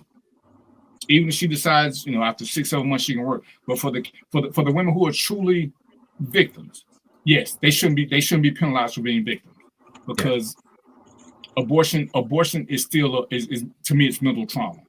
So for those women, yes, they should still get it. But for the girl who is on her third baby and she's still claiming she don't know the baby daddy, well, you just might be SOL. Well, I don't know what society's going to do with them, but my tax money shouldn't be going to support somebody who is just who is free like that and don't know what's going on. Where you watching from, Daryl Phillips? Is that a friend of yours, Mo? Oh yeah, Joe, big time. Okay, I thought you knew. Okay, yeah, but I mean, I think a lot of rules around child support. I think all babies should be tested at birth to make sure that the man is the actual father, not just because he's married to her, because he said. These are things that can be done pretty efficiently at birth. And then once the paperwork come back, then everything starts. Because I wasn't even a fan of them saying that you got to pay child support, when they talking about now, or at the moment of conception, we're going to start child support. Well, no. I get it. If you're going to do that, it should be just like they do with our house payments. My girlfriend said it's my baby, so of course, make me put some money in escrow. If the baby comes out to be mine, then we can start using some of this money. But until we test and we have scientific proof that the baby's mine, I shouldn't be held accountable. I just think that's fair for everybody. And we'll do a show on the whole child support, the whole system, because I think it's fatally flawed and it needs to be fixed on both ends. But let me say this. That'll be another subject. As Mark was talking about what's wrong with this generation. Go ahead. I'm sorry. Let me say we got 7 minutes. I think that we need to look at the differences between rights and privileges. And I think that's where we as a society messed this whole thing up.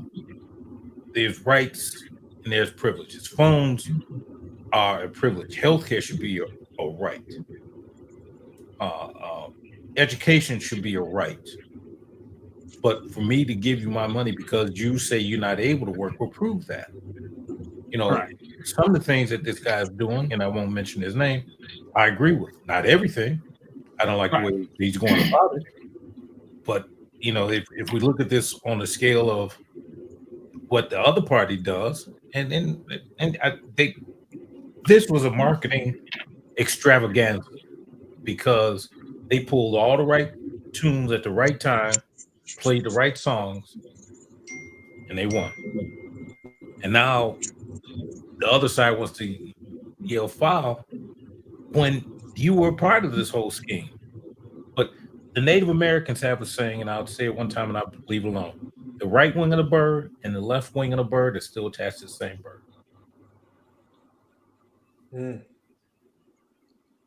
Democratic and Republican.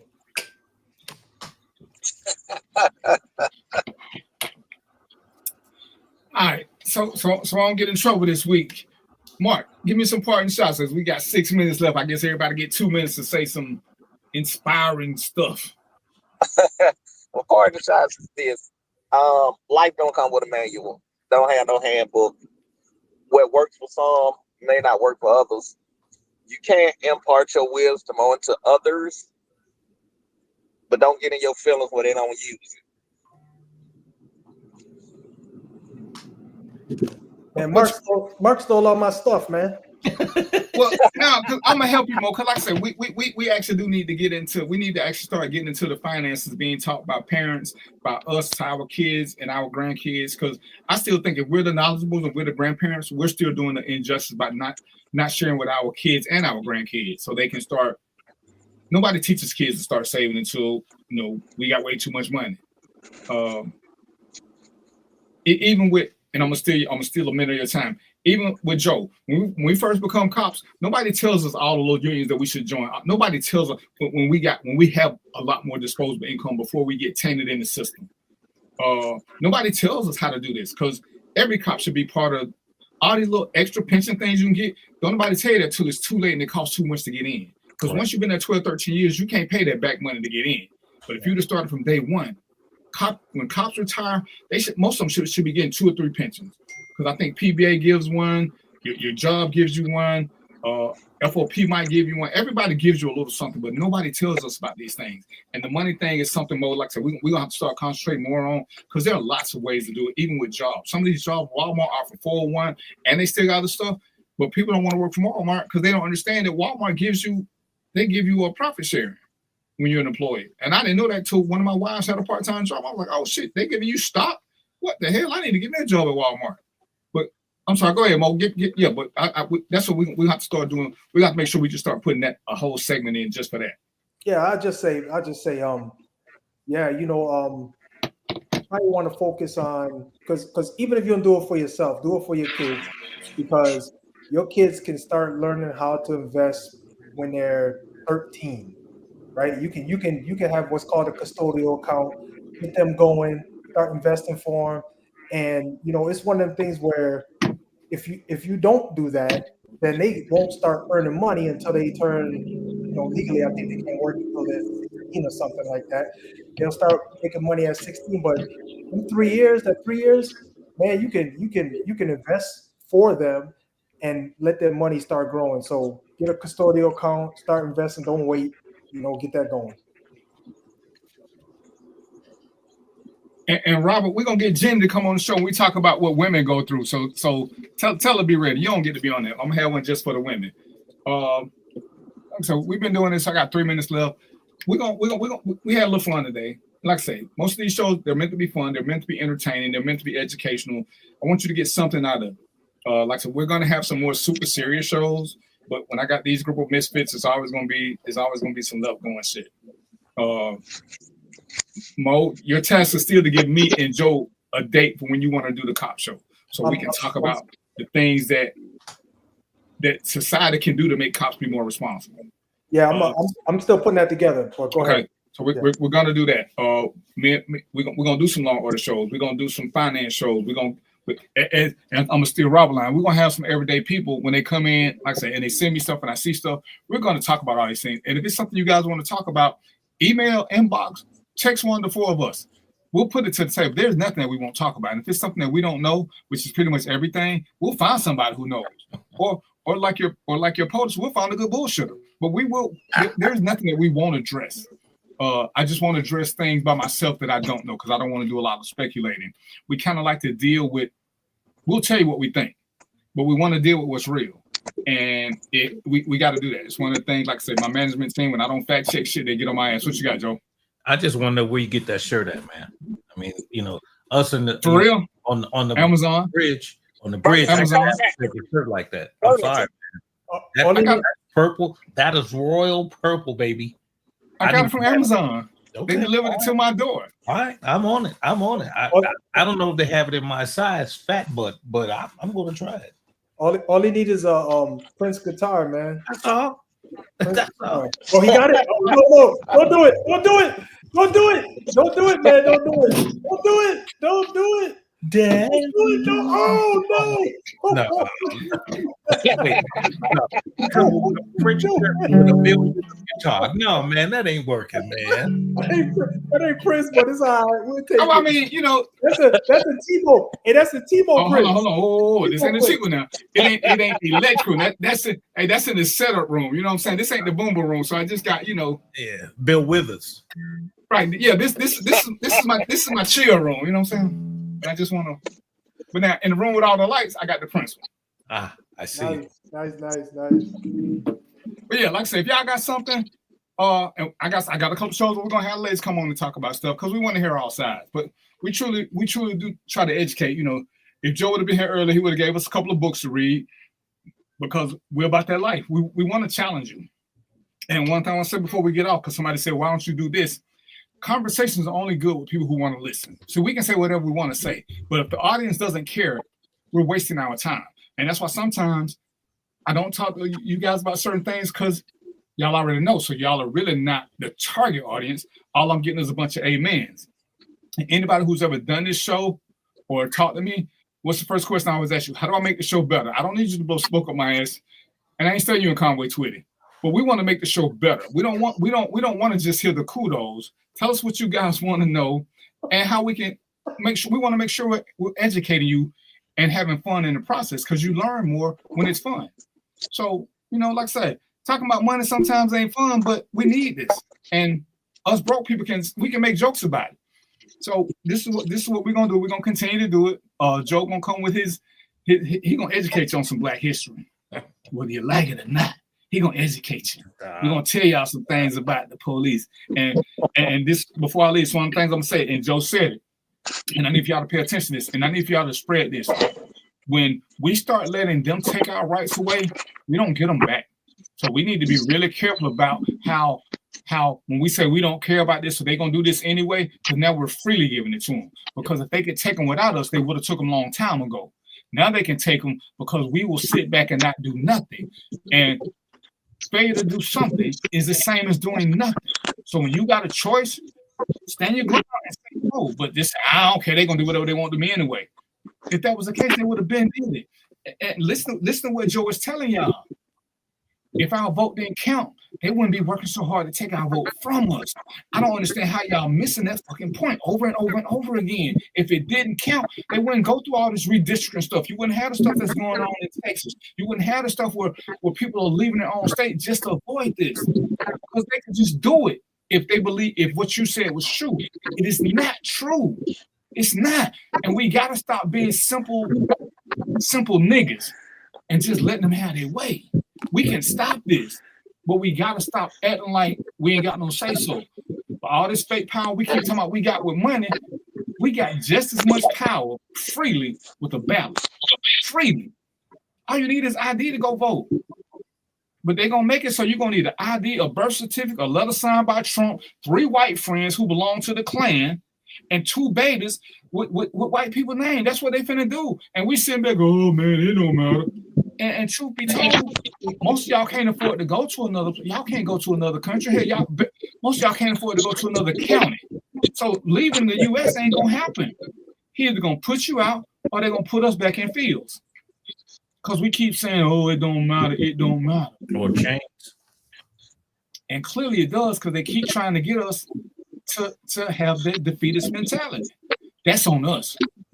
That's on us. So with that being said, y'all know what it is. I already had my drink because my camera wouldn't work. So until next week or whenever, y'all know what it is, right? Peace, popcorn, and chicken grease, and oh damn, look at that. Mark finally got out the car. Ain't that some shit? Oh, he got a different background. Yeah, but where's he hiding at? He had a chop shop. I recognize it. Y'all got jokes. Wait till next show. Wait till next week. All right, so fellas, I appreciate y'all. I appreciate y'all as always. Y'all know what it is. Be safe and be easy, y'all. Later. Later. All right, there.